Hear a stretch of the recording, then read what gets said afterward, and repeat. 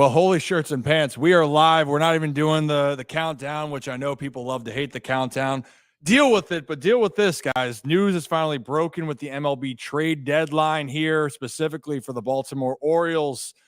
The first move has happened. We got me, Kevin, Zach in here. And before I let you guys in, Zach and Kevin, on some initial thoughts, the Orioles got a pitcher. It's not the one that anyone expected so far. Trevor Rogers from the Miami Marlins is coming to Baltimore, but I think the bigger thing is who is going to Miami. And right now that's Connor Norby and Kyle Stowers. You guys blew up my chat, Kevin and Zach, blew it up. I mean, I think the words were wow, whoa. I think I saw someone said, Ryan, this is good. I don't know if this is good, but things are happening. Initial thoughts and reactions. This one's a bit of a head scratcher to me. It's obviously nothing against Trevor Rogers, but I do think it's the package they get, where Zach and I have been talking about it really ever since Mateo went down. It's just felt like Norby had a place, and now we're going to talk about the roster looks like. But giving up Norby and Stowers, I mean, we know pitching's at a premium. We know that you have to give up something to get something. And again, I think Rogers fits the bill a little bit of what they need, but I was just expecting the package to be less. I was expecting Stowers to be the headliner of any potential trade. Wasn't really expecting Norby to go, to see them both go in the same trade for, again, I know everybody's talking about Tanner Scott, and it's a different Marlins pitcher here. And we'll get into, who the Orioles actually got and what his stats are, his splits and whatnot. The Orioles need a pitching. They got it. We've seen these pitcher deals. I mean, look, everybody was flaming the Astros yesterday for getting Kikuchi and giving up their number 2, number 5 and someone else. But to me, I just feel like this was a bit of an overpay for the Orioles, but sometimes you have to do that in order to get pitching, and especially in a market right now where everybody's looking for it. So not the biggest fan of this move, but as I've said, you have to give up something to get something. The Orioles certainly gave up a lot here. Certainly. And Zach, before I let you go into that, we're doing this live. So now the trade deadline show has started for everyone. We were going to wait till 3, but news does not wait for us, and nor should it. So we are running this through the deadline here tonight through 7 o'clock. Man, Kevin, you get the middle spot now. All right. I'll get fine. You get the middle. Thank you. Yeah. Get your head out of there. Appreciate it. No, but in all seriousness, we're going to run this. And actually, for those that don't know, just doing some live studio work with the podcast. Gary Williams Stole My Lawn Furniture. And actually, Brad Brock is joining at 2:30 with the Gary Williams crew here. In that case, Kevin's going to hop in his car, get down to studio so we can continue to talk about what's happening here. If you're new to the channel, hit that like and subscribe button. And we have the other streams on here, Kevin and Zach Reacts. The Gary Williams Stole My Lawn Furniture's there. The Ryan Ripken Show, this is the main channel here. Hey, how you doing? I'm Ryan. So let's go into this. So, Zach, for them to make a move here, and we're looking at the prices of it. So if you're thinking about this, what the hell price would have been for Skubal? I'll give my take last, and then for this deal. But Zach, your initial reaction here on what has Birdland, at least in this chat here. I haven't seen this chat popping like this in rage in probably since I said the O's were fine after losing 5 in a row. I feel like that Michael Scott meme in that moment where he just starts pounding on his table, screaming, I hate it, I hate it, I hate it, I hate it. What is this? Shocked, stunned, just panic. It seems like the team, and it was dictated by the market. I'm not going to say, like you brought up earlier, Kikuchi yesterday, everyone talking about wholly overpay. Today, Trevor Rogers, wholly overpay. We've said this before. Every single team overpays at the deadline. Everything's an overpay, but I do not like this one. I understand he has 2 years of control. I understand he's 26 years old. He's a 6'5" lefty. The Orioles love, I guess, his build, something about him. They must see something, but to lose, if it was just Norby or just Stowers, I'd be like, okay. Okay. But when I found out it was both, that was tough. That was, I did not expect that. I did not expect that at all.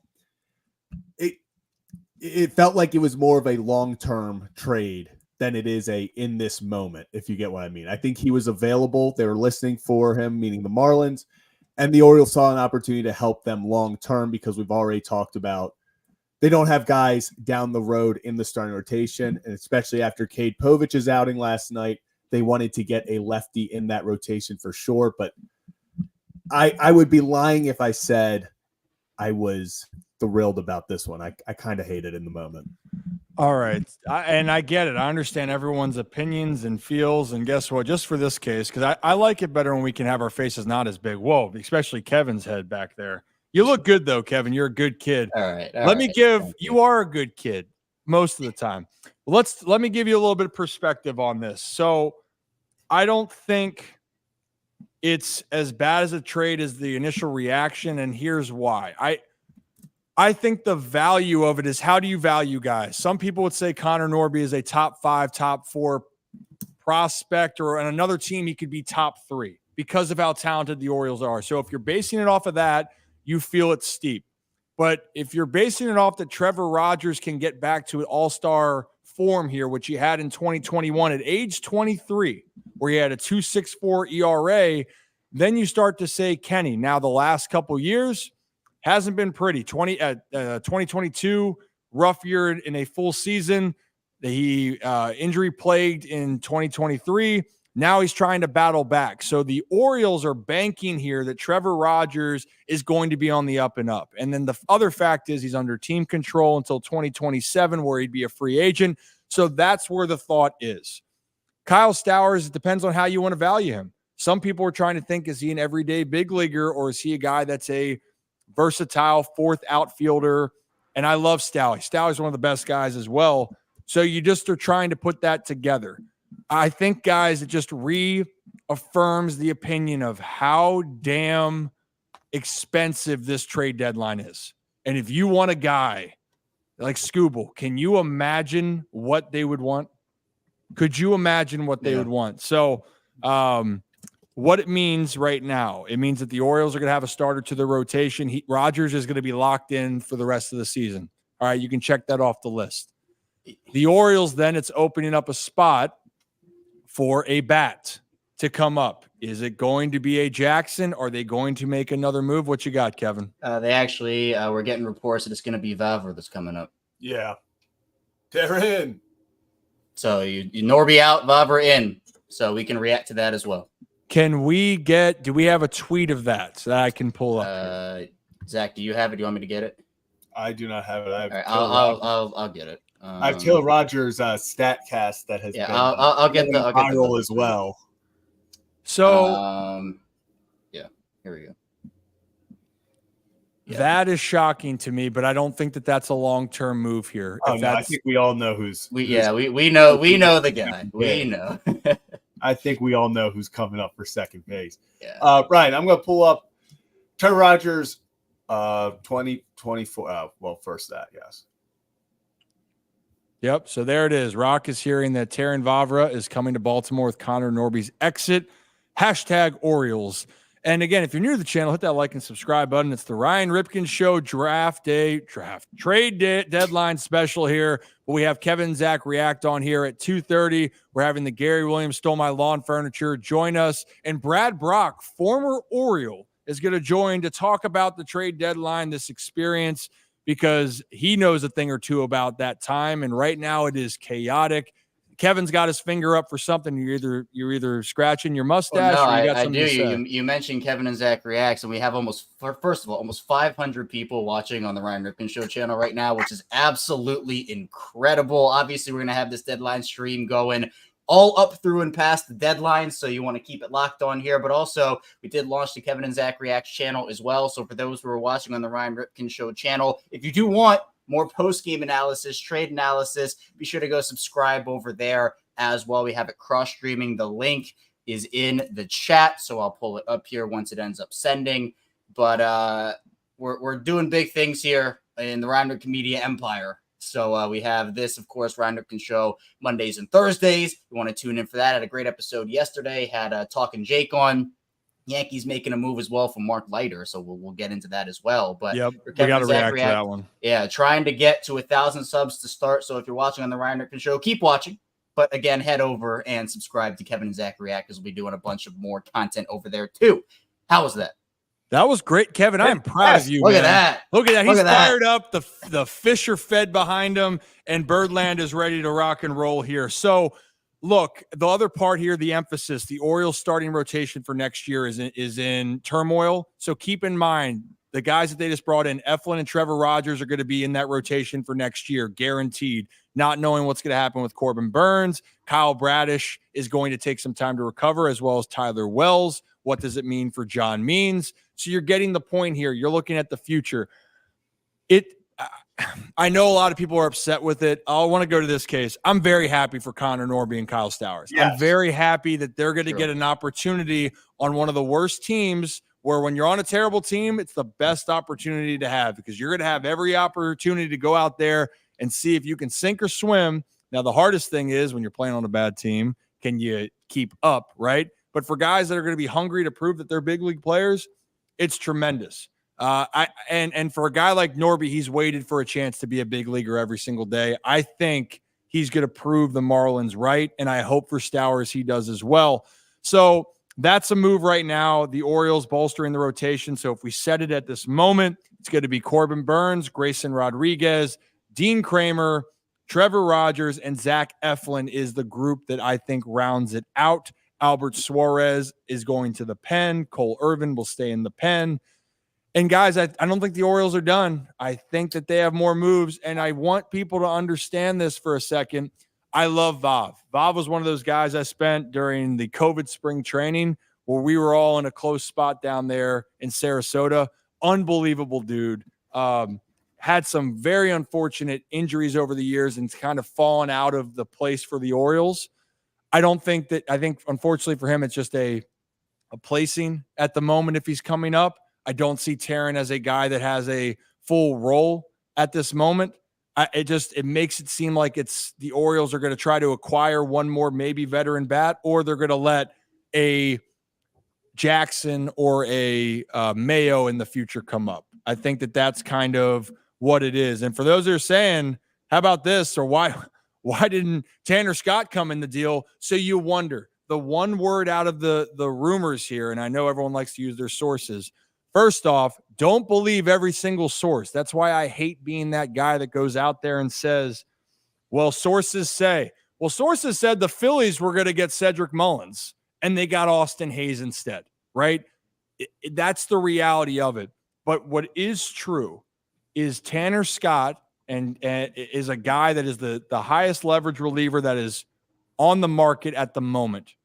It's going to take a lot to get him. So if they just got Rogers for this, what do you think the asking price was for a guy that's having a career year and a great bullpen piece, what that could have been? And clearly the Orioles were not satisfied with doing that. But it does, guys, erase it. I think the Orioles then in this case, you can count out Blake Snell. I didn't think that they were going to make a move anyway. I think that they're done on the starting pitching side of this. Am I losing my mind with this? No, yeah, I think you're right. I think we'll see hopefully a bullpen arm and maybe another bat here. I mean, it feels, with Norby out, does this maybe, I don't really want to say it, maybe like skews the view on like what Mateo's timeline is, because we just don't know right now. Right. But if they felt confident enough trading Norby here, who I think could have played a huge role for them down the stretch, especially with Mateo being out, do they have another infielder in mind because we've been talking about, they need this outfielder and they need this guy, but are they going to stick with Pache as their 5? And then are they going to go get an infielder instead? I see Zach shaking his head over there. And I'm just like, I see you, man. But I don't know. I think this infield now trumps outfield to me. I don't know. I feel like they chose. I can still see him getting an outfielder, but maybe it's more of an infield outside type player. The thing that makes this so confusing, though, is Norby can also play the outfield. So that's where I'm like, okay, what are we doing here? Yeah, go ahead. They need another outfielder. I'm not saying they don't. I don't think they need another infield. We have enough people blocking the infield. I think this getting rid of Norby opens up the opportunity for Jackson Holiday to come up. I've seen a few people talk about maybe Vavra eventually replaces Ramon Arias. I know he is definitely not a fan favorite right now after the past few days. So we're going to see what that goes down there. I want to bring up Trevor Rogers, baseball savant. Good. Guys, I'm just going to – it gets ugly. So just warning ahead of time. Not great. Not great. But Orioles love ground balls and extension, and those are the two things he thrives in. Well, I would say those are his two best qualities, as you see down below. I'm not going to sit here and say that this is good. It's hard to say that with a straight face. But at the same time, I understand where the Orioles went with this. Is this the guy I would have gotten? Probably not. No, it wouldn't have been. But I see the Orioles love the ground ball percentage. We've been seeing that. And then the extension, especially at 6'5", I think that's where it intrigues them about this.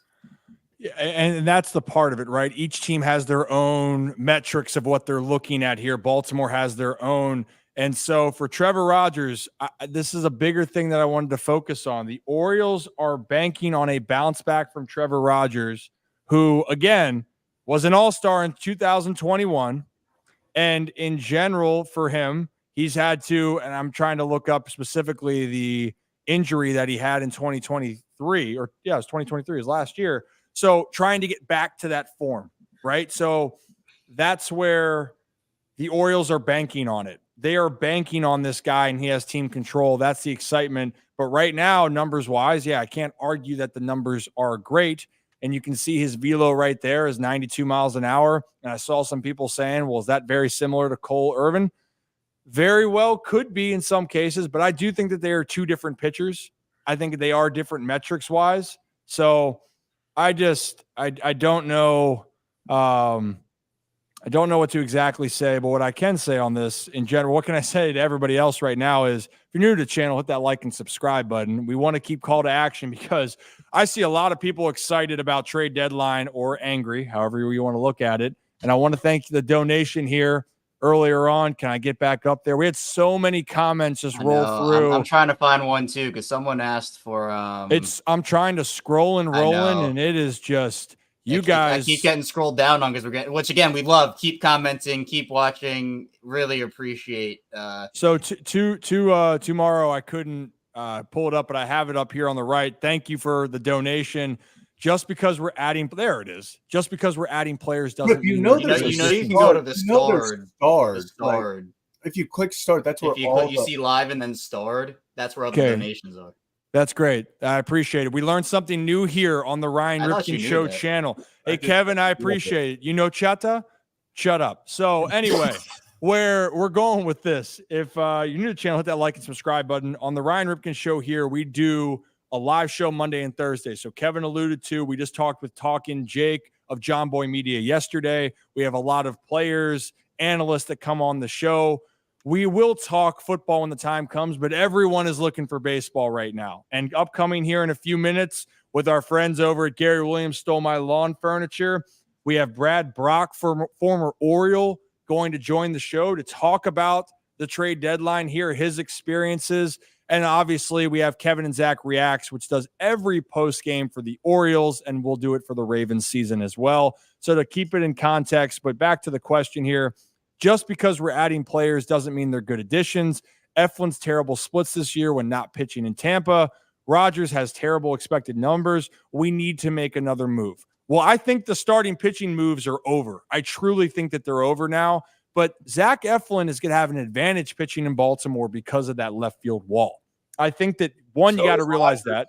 And so is Rogers. It changes the dynamic for those pitchers going to Baltimore.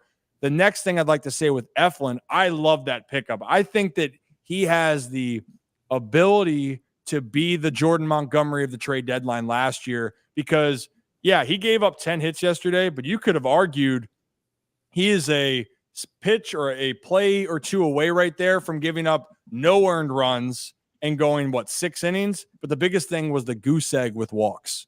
0 walks. He's going to make guys earn it, and he definitely earned it there. Let's look at the other one, Matt. Using Stowers as a throw-in is bad. What if an outfielder gets injured? All in to avoid the wild card. P.S. Povich is bad this year, and that's okay. He's a rookie. He's got to work on his control. There's no doubt about it. You guys have heard me preach this. I'm talking about you all, meaning Kevin and Zach. It's walks for him. It's walks for Povich. If he can control his pitches, his deception with throwing is elite. The problem is, if you walk a lot of guys and then you fall behind, they're going to do a lot of damage to you. So Povich, I think he's fine long-term. He's got to develop. And for Stowers, though, I just think that the Orioles, for Stowers' case, he needed to go. And because it's in misery to be sitting there. I think he leads AAA in all of home runs for Norfolk. So it's context here. It's context for Kyle. I know it stinks, but I do think it's the best thing for him moving forward. But Oriole fans definitely are holding the value for prospects. You should. One last thing I'll say, these are unproven players at the big league level. Yeah, so far. We think that they can be good, but we don't know. And that's the part that I want people to focus on here. And James, maybe that's the thing. Who do you think they'll go for in the outfield? Again, thank you guys for the donations and questions. We don't fully know. The only one I think that would make sense is a veteran in Pilar. Other than that, I don't think they need to go for another outfielder. I think that they're set in stone. And I think Colton Cowser, guys, that's where we're at here. Yeah. So thank you guys for that. I think we're getting close to having, and I'll check in with our fellows over here. Actually, I'll take you guys off the mute here. Brooks, are you right there? You doing okay? Yeah, what's up, boys? So we're all in here. We're all hanging out. So Brad, I got the link to you. Okay. I'm checking that now. Okay. So Brad Brock, if you guys have heard of him, he's one of the Orioles pitchers that was, very established when they were making a run back in those good old days in the 2010s. Is that what it's considered? Are we already 14 years removed from 2010? Early to mid 2010s. Good old days. Are we talking good old days already? Good old days 7 years ago. It's great. But if you guys are new to the channel, hit that like and subscribe button. And the guys right here that are making it possible, Gary Williams Stole My Lawn Furniture, elite name, by the way, fellas. But Brad's joining. We're all going to join in here and have these things going.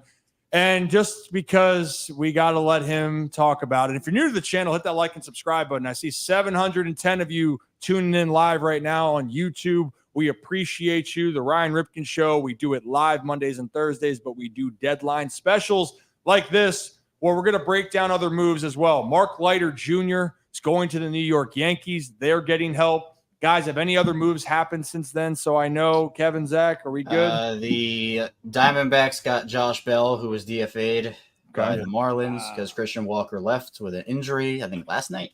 Yep. So Bell is to Arizona. And then other than that, we just got in a report. We talked about it that the Marlins are asking for a gigantic return for Tanner Scott, which we can all assume was true. That's great. And so this is a great talking point right here. So when everyone says you think I'm crazy, now I can see you're nuts. Well, that's an Austin Powers reference, Kevin. I know that went. But the biggest thing here is that when you're looking at elite pitchers, and for some of these teams, they want something that they can't refuse. And so don't blame the Orioles here if you're saying go make the move. The market is showing you that they want you to overpay. And we think that if the Orioles overpaid here to get this player, are other teams going to be willing to do that? I still wanted Estevez from the Angels. I'll say that out loud. I thought that was the guy that the Orioles could have gotten. But so far, he goes to Philly. It's a great move for them. And for batters or position players, it's not a need for Baltimore. It really isn't. So the pitching's going to be in the hot demand, and some of these teams aren't going to move their assets. I want to check in on Kyle Finnegan, though. Zach, go ahead. Yeah, so a few minutes ago, actually, Gary put up this thing. He said, look at Rogers' last 11 starts. He has been great. So I thought, okay, let me go check out, and let me share the screen with you guys real fast. Boom.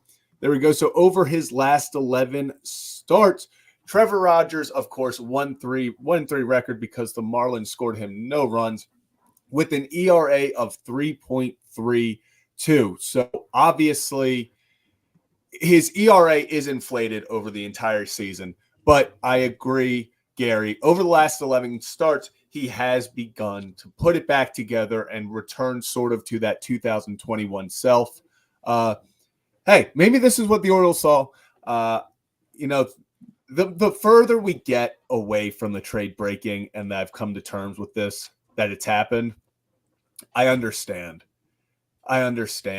where they see this, what the potential they see in, but I'm not going to act like this was I was hoping for, obviously, like most people, that big splash, that all-in kind of move. So you just have to hope Trevor Rogers, gets in the Orioles pitching lab, as we like to call it, and they can figure something out to continue this stretch of 3.32 ERA ball over his last 11 starts. Yeah, and go ahead, Kev. I was just going to say, we've been talking a bunch about the uncertainty in the Orioles rotation in the offseason where, we do have to figure out if this team is going to re-sign Corbin Burns, what the situations are with Bradish and Means and Wells and all those guys. So I think part of the process here for the Orioles has been getting guys with at least a year past this one, so not necessarily rental. And I know when we talked about Blake Snell, the conversation that we had last night on Kevin and Zach's reaction. Too soon. Okay.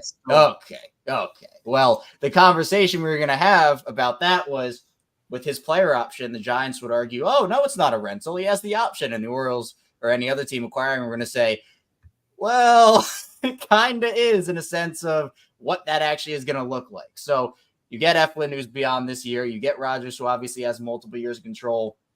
Again, it was a lot to give up. I'm not trying to sugarcoat that. But for team control, because you can talk about the player, right? The player and how talented the guy is.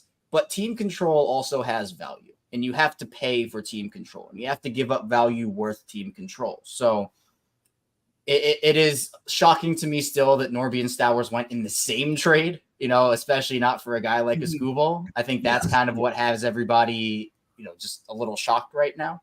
But, at the end of the day, they needed pitching help. They got pitching help. Now the question is, how much of a help is that pitching help going to be?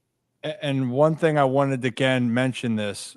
Trevor Rogers, when you look at guys that have success, and this is actually what the Orioles did last year, and I know people, it didn't work out, Ryan, with Jack Flaherty. Flaherty has talent, no doubt about it. And people did not in the locker room hate him that the way that Baltimore fans view Jack Flaherty. It was a rough situation because he didn't pitch well. He's hard on himself, and you're trying to figure it out. But then you saw Jack Flaherty this year. It looks like he started to figure it out again. He returned to that form that can be a very, very good pitcher. That's what the Orioles think with Trevor Rogers, and that's what I believe is the move there, and you have team control over him. And for them, imagine, I'm looking at other guys, this is not just an Orioles question here or thing. Other teams are dealing with this situation. The only team in my mind that can go and get Skubal is the Baltimore Orioles because they could give the ridiculous offer. I don't think that they're going to. Now the question's going to be, are they going to go and get a closer? Are they going to get a high leverage guy? That's going to remain to be seen, and we will find out as soon as we get closer. And Don, appreciate you. I also have Rod. I'll get to Rod back here in a second. But with Norby getting traded, thank you again, Don. With Norby getting traded, does that mean Jackson Holiday's getting called up? I don't think that that's the case right now. I think that Jackson, they're trying to get him back playing second base with that elbow. If the Orioles were to see Jackson Holiday, I don't think you see him till September. That's my personal opinion. And Rod, please don't jump off the bridge. Okay? Let's talk you off of it. Rod. Come on back. Don't do it. The Orioles are fine. Number one. Two, I know it just bothers people left and right. But the biggest thing for everything is understanding for the Orioles is they are in a position where this is upside. Yeah, if things don't work out for Trevor Rogers, you're going to say they didn't do enough, but they just made two moves to bolster their starting rotation. For me, you get one more reliever, you're feeling much better about where they were a week ago than they are now. The biggest thing, guys, and this has nothing to do with moves, you got to play defense. You got to give your pitchers help, and the Orioles defensively have not been good. So if you can get some arms, improve your defense, I think these Orioles bats are going to wake up, and I really think it's going to be a tremendous opportunity for some of these guys like Rogers and Eflin to prove that they can do a lot to help these teams. And if you're new to the channel, hit that like and subscribe button. Ryan Ripken Show is live every Monday and Thursday. This is the Ryan Ripken Show channel, but we just launched the Kevin Zach Reacts, which is also attached to this channel.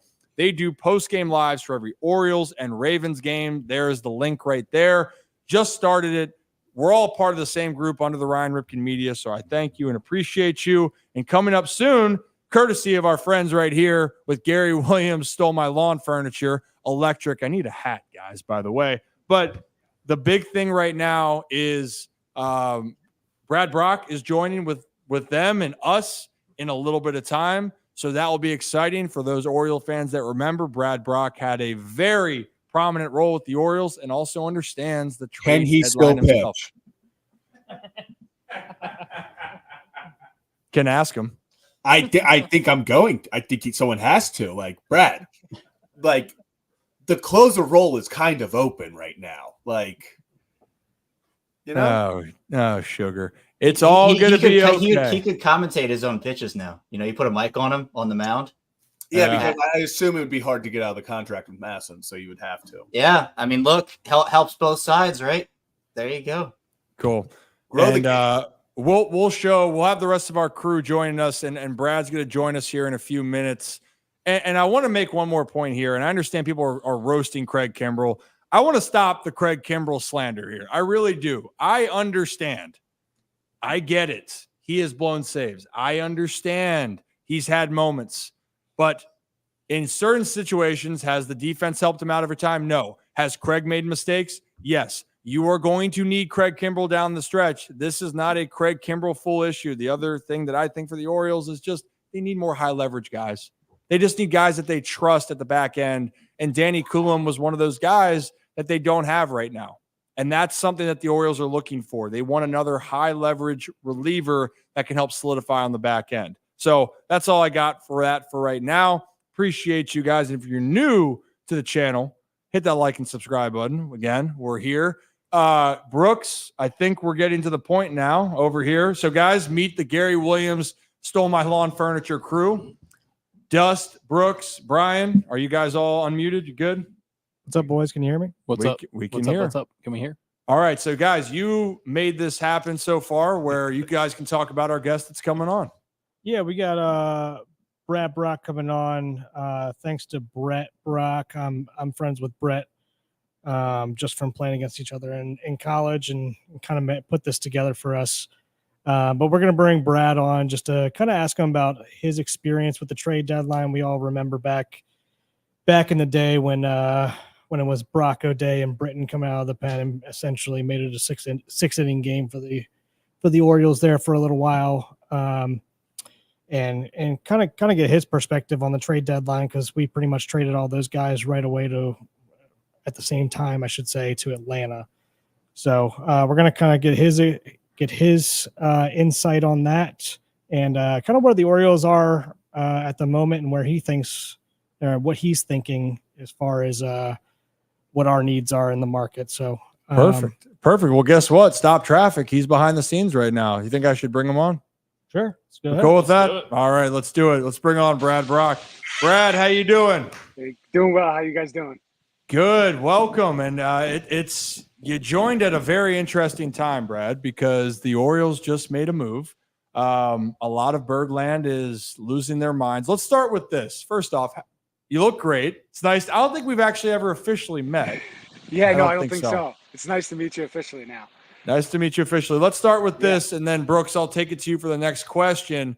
But talk about for you and your situation at the deadline. You understand being at this as a player dealing with this. Can you walk us back to those years back of that moment for you where the Orioles were transitioning and you knew that your opportunity was going to be elsewhere? You know, it was kind of like a 6 weeks type deal with that season. It was, we kind of knew it just wasn't going to happen. Where for whatever reason that year, it was when the pitching was on, the hitting they weren't doing their thing. And when the hitting was on, we weren't doing our things as pitchers. It was a weird year. And we kind of knew it was kind of weird that all of us were getting close to free agency at the same exact time. So, like I said, it was like kind of the last 2 weeks before it happened. I was stressed out. I had a young kid and my daughter, and my wife. We're just trying to like, where's it going to go? Where am I going to? And then you get caught at looking at trade rumors on Twitter, and next thing you know, you've got yourself going this place, and it doesn't happen. It was definitely a stressful time, and I could definitely feel it affecting myself on the field, especially at the time. And when I got traded, it was kind of just a weight off my shoulders. I went to Atlanta, where some of our pitching coaches that were, when I was with the Orioles, were in the Atlanta organization. So some of the Dom Chidi and Dave Wallace were in Atlanta when I got there. And basically I got in the manager's office with Alex Anthopoulos, and he's like, "Hey, we got your guys here. They're going to get you right." And he walked out of the room, and I look at Dom, and he's like, "You're fine. Don't worry about it." So from that point on, it was a really good situation. But yeah, it's a stressful thing for the players, just because you're switching cities and then you're going to a place where you don't have an apartment or you're staying at a hotel. It's just a little different than, how it normally is when you're at your home stadium all year long. Right. And it's just, I love giving the backstory with it, Brad, just because everyone thinks it's always, oh, it's easy. The players move it. There's some chaos to it. And you have an idea, you have an inkling. And coincidentally, your trade that ended up a lot of my teammates, because I was with the Orioles organization. I think I was down in Low A at the time. So those guys became my teammates for a little bit and became part of it. But this is a part of the business. This is the business part. And right now, Brooks, we're just talking about, let's talk about the business that just happened here, where the Orioles traded some prospects. I think that's where we wanted to go to specifically. They got a player, but people feel uneven. Is that fair to say? Yeah, I mean, it seems like, not only in the chat right now, but on Twitter, that O's fans are pretty up in arms right now about what we gave up for our recent trade. But we gave up Norby and Stowers, and everybody thinks that's way too much. I just kind of wanted to get your opinion on the Orioles need, what this move means for the Orioles, and do we think this is too much, or is this just what the market is calling for right now? Hey, who did the Orioles get back? I did not see. We got Trevor Rogers back. Trevor Rogers from the Miami Marlins.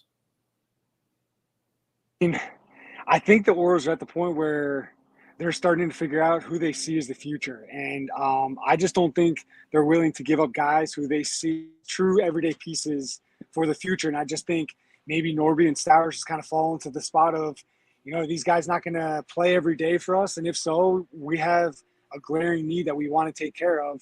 And if this gets it done, then, maybe it's kind of one of those things where these guys are going to be better off going to Miami. Maybe they do become superstars, but the Orioles, I think they've done a really good job evaluating their players to this point, and you really can't say anything bad about the player development, especially when it comes to the hitter side.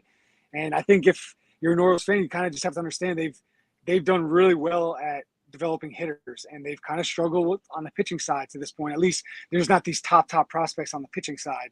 So maybe not struggle is probably the wrong word, but so they're just, I think they're going to go out there and they're going to use their guys they've developed to get the pitchers that they need to make a run, whether it's, this year, next year, they're hoping the next 5 to 10 years. So I think it's definitely hard when you hear about these guys being, named top prospects, but I've always been told that prospects are prospects for a reason. They're not, if they were big leaguers, they'd be there. They don't just let position player big leaguers walk out the door or get traded at the deadline a lot of times. So I think it will be an interesting move, and bringing in Rogers from Miami, it's definitely helped to get them in the right direction.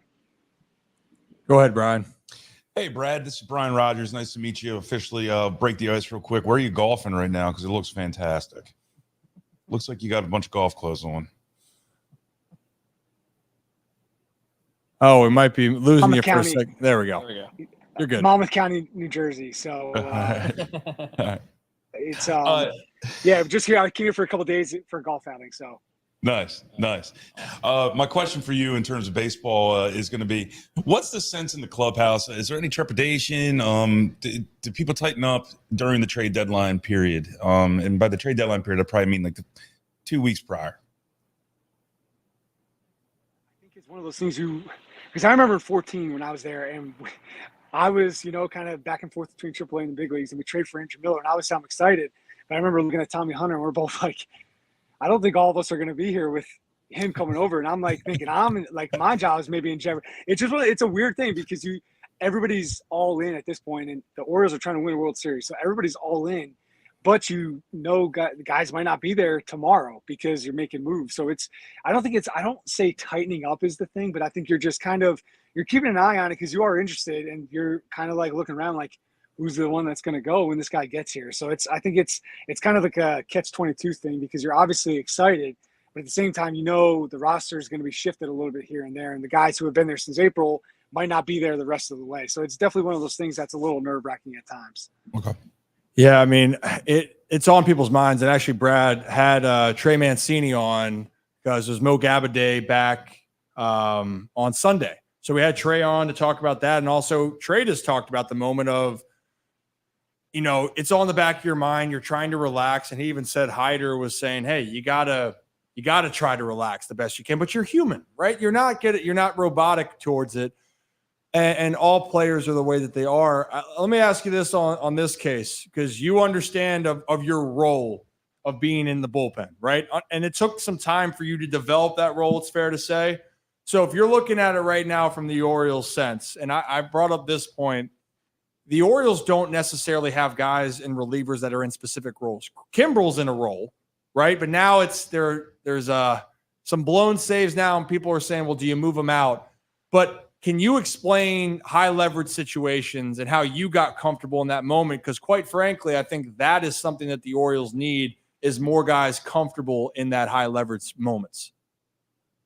The tricky part about that is the only way to get better at it is in being in more of those spots. But how do you get to those spots? By proving that you are worthy of that spot. So the bullpen's it's a fickle thing because you work so hard to get to an opportunity to be in those high leverage spots, and you can feel the pressure of I need to do well to keep this if I want to continue. But it's just you get more comfortable doing it. I really don't even know how or why I fell into the role when I was with the Orioles. I got better, and I got the trust of Buck and the pitching coaches, and just kind of found myself going from the 6th to the 7th to getting a chance to be the 8th. And then when Zach went down, I was lucky enough to get some chances to be the closer, which is one of the best things in all sports. Being a closer for a team is just the adrenaline rush you get for that is just it's so much fun. And I think I marvel at the guys who've been able to do it for so long, because for me, I noticed when I got to the 9th inning that hitters treated it way different. Even in the 8th inning,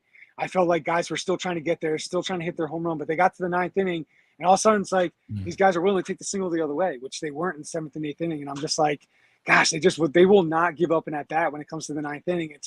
That's why those guys get paid what they get paid. And it's one of those things that I once I got to the 9th inning, I struggled with a little bit, and partly why I was more of a 7th, 8th inning guy. So it's one of those things where, the more you do it, the better you get. But to get there is like you have to do really well for a while. So it's the way I look at it is that I think every team should have a set closer, and everything kind of just works its way from there. And for the teams I was on, it was like when the phone rang, you knew when you were going in, and the comfortability of that I thought was everything. And the way the teams do it now, because when I was in Chicago with Joe Madden, it was kind of the same thing. He kind of wanted to get you in a slot, but it's really hard to be locked in from the 5th to the 9th inning every single day. And when you kind of know an inning you're going to pitch, I feel like you're able to kind of get your routine down to where like phone rings, you're ready to go. You're already mentally there. And when that phone rings, you don't get that quick adrenaline rush. It really helps you just calm down and kind of look at the outing, pitch by pitch, as opposed to being like rushed to getting to go out there and have to deal with it once you get out on the mound. Yeah, I find that fascinating. I'm glad you brought that up, that hitters are different in the 9th inning than they are the 7th and 8th. I think everyone's perception on the outside looking in is, well, hey, it's not that hard to close the game out. You have one job. Well, it's the hardest job, at least on that back end of the bullpen, because that's why the elite closers that you had have been around for so long. And that's why it's a tough job to be in, because at the end of the day, you're scratching and clawing. You might have great stuff to get guys out, but then hitters can be more heightened. They're trying to do the little things, and they're going to make you work for each and every at bat and pitch is what you're referring to. And the reason I brought it up is I love that, we got the allegiance. We want to see the Orioles do well, but they don't have established roles. Truly, they don't. Besides the fact that it was Kimbrel and last year it was Batista, they have hybrids. And I think that there's something to knowing a little bit more about what's being asked. And I think that that's something, at least, the Orioles will wait and see how it all plays out. But Tanner Scott, I don't think is coming back to Baltimore, everyone. I think that price range is going to be a little too high. He's having a great year, Brad, by the way. He's shoving down there. I mean, it was pretty awesome to watch him from afar, getting to face him, being a teammate, just kind of seeing. I don't want to say he struggled with the Orioles early on. It was just, I think he needed to understand. It's kind of like how I felt like early in my career. I just needed to understand who I was as a pitcher, and I just needed to do that really well. And I think for Tanner, he was trying to be something maybe he wasn't until he got comfortable, and then he took off. And I mean, what he is doing now is how I think the Orioles saw him doing when he first came up, because his stuff was second to none. That slider and fastball he had and still has were both such elite pitches that you just did not see it very often, and especially from the left side like him. Strong kid, so you knew he was going to be able to handle the workload, and it's really cool to see him where he's at in his career now. Yeah, it really is. I'm happy for him, and I'm happy for people taking time to figure it out. And I know people are still mad. Oh, they're professionals getting paid. When you're struggling at any level, it's tough. It stinks. It wears at you individually. Yeah. So that's a point on Dust. I mean, I wanted to get to your question here in a second, but that last part, no one likes to be told that they suck. No one wants to let down a team. No one wants to feel like you're failing. And so when I'm not talking about, Craig Kimbrell got $13 million, what hurts me, I see, is the dude genuinely feels bad. It's like everyone going out there, you think he wants to give it up? Like, Brad, I bet you were like, I gave up a 2-run shot. Amazing. Oh, I'm getting paid. That's not how it works. That's not how you're wired, So obviously, sports is weird, right? Because everybody knows they look up your name and your salary is right there on the screen every single time. It's the only job in the world that you can go and say, oh, this guy's making this money. He should be doing the X, Y, Z. You know what I mean? And there's a value, obviously, for everybody. But when you're on the field, the money means nothing. Like when you're out on the mound and you are in the middle of the season, you're not thinking about it. It doesn't mean anything. And everybody wants to do well. And when you think about Craig Kimbrell, the career he's had, the level that he has himself at, I mean, he's one of 5-6 guys in the history of the game at his position that have done it as well as he had. So his bar is set so high for himself. Like you said, he feels genuinely bad when he doesn't do as he would think his job, and I think it really bothers him and it irks him, and he just wants to be at that. I mean, the level he has his self standard at is just such a tough level to be at. So I'm sure he feels terrible every single time he blows a save, no matter what age he is or what season he's at. Yeah. And also context for people, because I see Greg just popping off saying, being objective. We've been objective of saying Craig Kimbrell's blown games, but we're not going to be objective of saying he's the worst closer in baseball. It's blasphemy on that. It's a reaction where the Orioles need him to be better down the stretch. That's what they need. They need somebody else.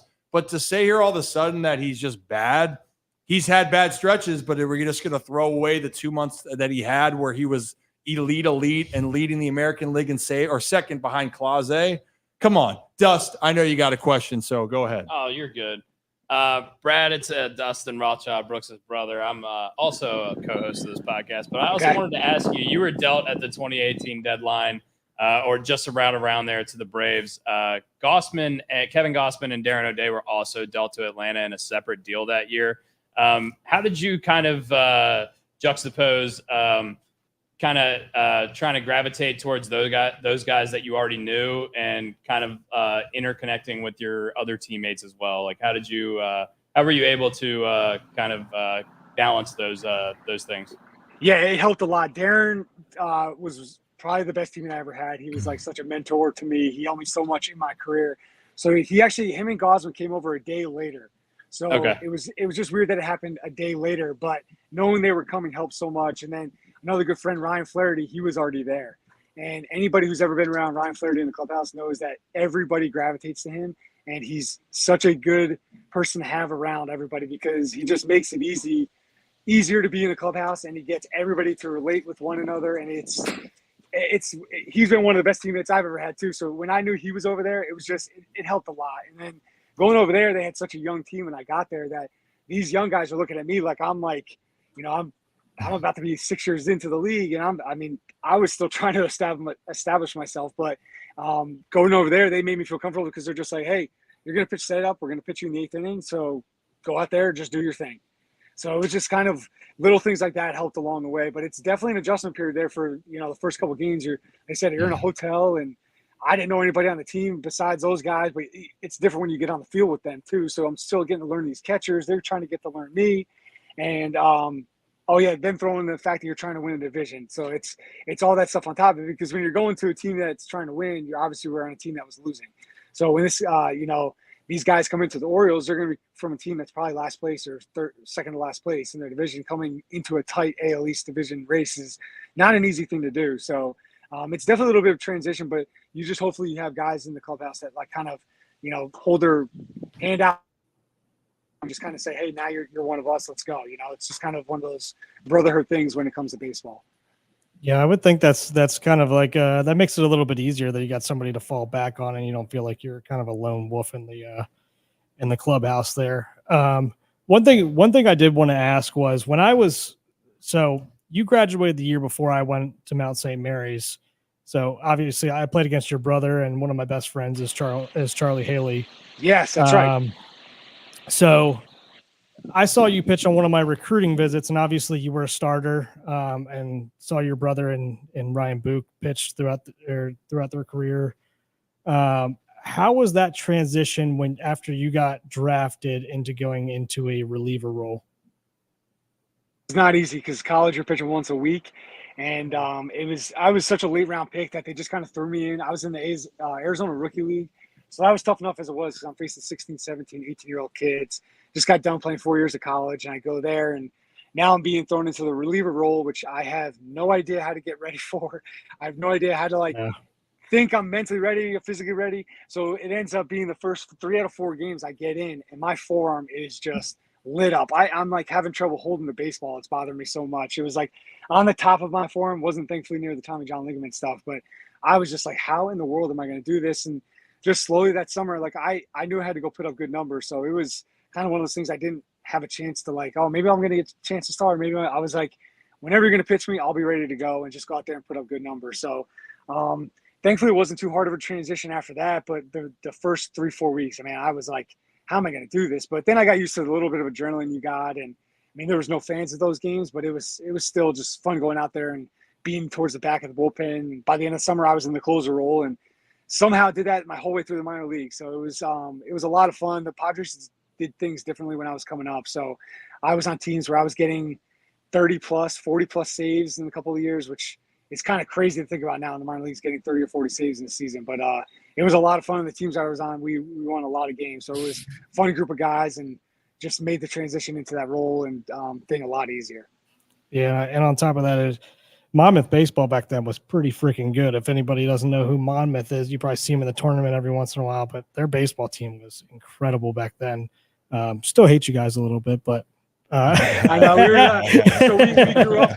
grew up with a parochial school in our division, and everybody always hated them. And then we go to Monmouth, and we were basically that team. Like, you just knew everybody hated us. They wanted to beat us any way they could. So it was going funny from being being the chaser to being the hunted. So it's fun being in that role too, when you know that you have a good group of guys together. Yeah. Brad, real quick, I know we got you for another 5 minutes, so I just wanted to get a couple questions out. And I know we're beating the trade deadline horse here pretty good today for obvious reasons. I have a question in regards to, you've played for multiple teams. Did you find that you ever gelled with a manager more than the other managers? I'm not trying to throw any manager under the bus, but that's a good question. You really got to be a better person and a better ball player with a certain manager? For me, I always will have a huge respect for Buck. He just, to me, always put me in a great spot, and that's huge as a reliever. That's all you can ask for the managers. Just put me in a spot that you think I could succeed in, and I felt like he did that for me in my career. Yeah. So I don't want to say like maybe we had the best like personal relationship, but we got along and could have conversations all the time. It's when you're a bullpen guy, it's kind of like the less you talk to the managers and stuff like that, the more you stay out of the way, and you're just, when it's time you go out there, kind of makes it a little bit easier. So you're not like having to worry about, this or that. You just, when we're out there, we're like on an island, we're by ourselves out there. So it's like really just a group of 7 or 8 guys that just hang out all day, every day for 3 hours a day. And hey, now it's your time to go out there, and manager shakes your hand. And for me, that helped me to just kind of be like, do my job. And when I had a couple rough patches, he would, he'd have encouraging words to say. So for me, Buck was awesome. When I went to Atlanta, Brian Snicker, he had such respect for me, which I feel like I deserve, but he had so much respect for what I had done in my career to that point. And I pitched pretty well for the Braves. So I felt like he, really respected me there. And after that, I was kind of bouncing around left and right. So I didn't really have a chance to be with managers for too long. But David Bell in Cincinnati, he was awesome. You could go in his office, talk to him anytime you wanted, and was there to, encourage me. And kind of towards the end of my career, as I was kind of hanging on, he put me in great spots. And that's really all, like I said, kind of all you can ask for as a reliever is just to be put in a good spot and hopefully give your team a win whenever the chance arises. That's awesome. That's awesome. My last question, I'm going to shut my yapper. How quirky is Joe Madden? And he's interesting. The last conversation I had with him, we were going in the clubhouse on Saturday morning, and he's just kind of talking, and he's like, "You know who I'm having dinner with tonight?" He's like, "Ringo Starr," and I'm just like, "Joe, I honestly have no idea what that's like." We're playing a ball game. I'm like, at this point, I'm no one getting released any day. I'm pitching so bad, and I'm like, "Oh my gosh, like this guy's going to have dinner with Ringo Starr tonight," and I'm like, "I'm going to be released any day now. I know it's coming. I suck." I'm just like, I can't only imagine. He's got a restaurant in the corner of Wrigley Field. He's going to dinner with who knows. Ringo Starr was probably the tip of the iceberg, but it was definitely interesting playing with him. But at the end of the day, everybody put him as like this big analytics guy. And the more you talk to him, like as a player, he really wasn't like he was a baseball guy first, but he just kind of believed the numbers could put you in different positions to help your team win. So I don't feel like he was as analytical as everybody thought. He had all the numbers and everything, but I really felt he didn't use them as much as everybody thought he did. But that's just a bullpen perspective. I could be way off on that. And the way he puts his lineup together, the way he put the relievers out there, maybe he was using numbers specifically. But when I was there, I didn't think it was as much as like I had heard and seen on the other side of the field. I got one last question before Ryan signs us off with you, because I know you got to go and hang out with the family since you're back in Jersey right now. Who won today, you or Brett? It was actually my older brother Brian I was playing with. We stopped keeping score. It got that bad. So hit some good shots. It's bad in hole 11. You're just like, yeah, we're not putting this, keeping track of the same one. We're just gonna try to hit some good shots and feel better about ourselves. But I put together about a 6-hole stretch there, man. So I guess I won, if you want to call winning 91. So that's not really too good. So that's better than I feel that. Say 95% of golfers. Yeah. So they said that having a 4, 5, 6-hole stretch is kind of what I look forward to. And I told my older brother, it's all about birdies. You get one birdie, tell everybody, I had a birdie today. What'd you shoot? I had 2 birdies. That's all it was. Yeah. This is my little brother. He beats me all the time too. So if I can find any chance to say like, let's stop keeping score. Yeah. And it's hard to give any tips. He's a lefty too. So I can't give any tips. I'm like, Brian, I don't know what to tell you, man. I'm struggling as is. You've seen me today. We barely had enough balls to get through the round. So that's never a good thing. That's not good. Hey, we've all been there. But any final things for Brad, guys? No, appreciate your time, man. Thank you very much. Yeah, absolutely, guys. Thanks for having me. Hope you're enjoying your time up in Jersey, enjoying the golf. And we'll let Ryan close you out here, man. Yeah, Brad, appreciate you. The sky is falling in the chat here. The Orioles aren't good anymore. They're still in first place, but you know the drill here. Yep, you know the drill. I do. But I appreciate the end goals. The good thing is that there's this chatter going on. If you didn't have that, they're dead last and nobody's caring anyway. So that's the way I kind of look at it. You got to live and die with the chatter as it comes, because that's where you want to be. You want to be part of the chatter. So. And hey, maybe we can get Ringo Starr to come perform at Camden Yards. Yeah, that'd be awesome. Maybe Joe might be there if he is. So.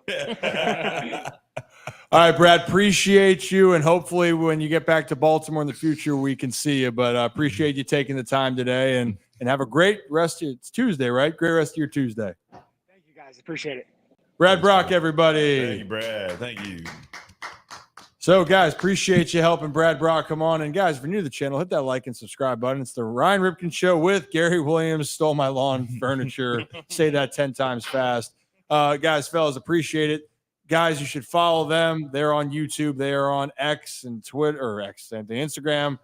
We will be doing more with them in the future here. But we wanted to get the context, and Brad, I think, gave good perspective on what it's like to be traded at the deadline, what it's like to then also be a 7th inning, 8th inning guy instead of a 9th inning. Rocco, get off the screen. Goodness gracious. They just let everybody in here, Brad. It's unbelievable. But so anyway, that was terrifying. Rocco was on the couch and everything. We got a lot of trade talks to talk about, but what I appreciated with it was the difference between pitching in the 7th and 8th and throwing in the 9th. How differently you have to pitch, how you always feel like you're going to be on your A game and knowing you're not always going to be. And Brad even talked about him for himself. That was a tough role to distinguish. It's the thrill of closing the game out, but it's also the agony of you got to try to be perfect almost each and every time. And that's a really, really hard situation to be in. And the mentality that it has to be coming from a starter perspective, then going to a reliever perspective.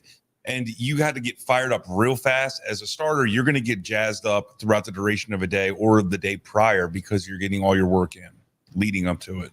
Yeah. And shirts and pants. It's a lot. Well, again, if you guys are new to the channel, hit that like and subscribe button. We're doing this trade deadline all day through the deadline. So the big moves that have happened, the Orioles get Trevor Rogers for Connor Norby and Kyle Stowers. The New York Yankees made a move for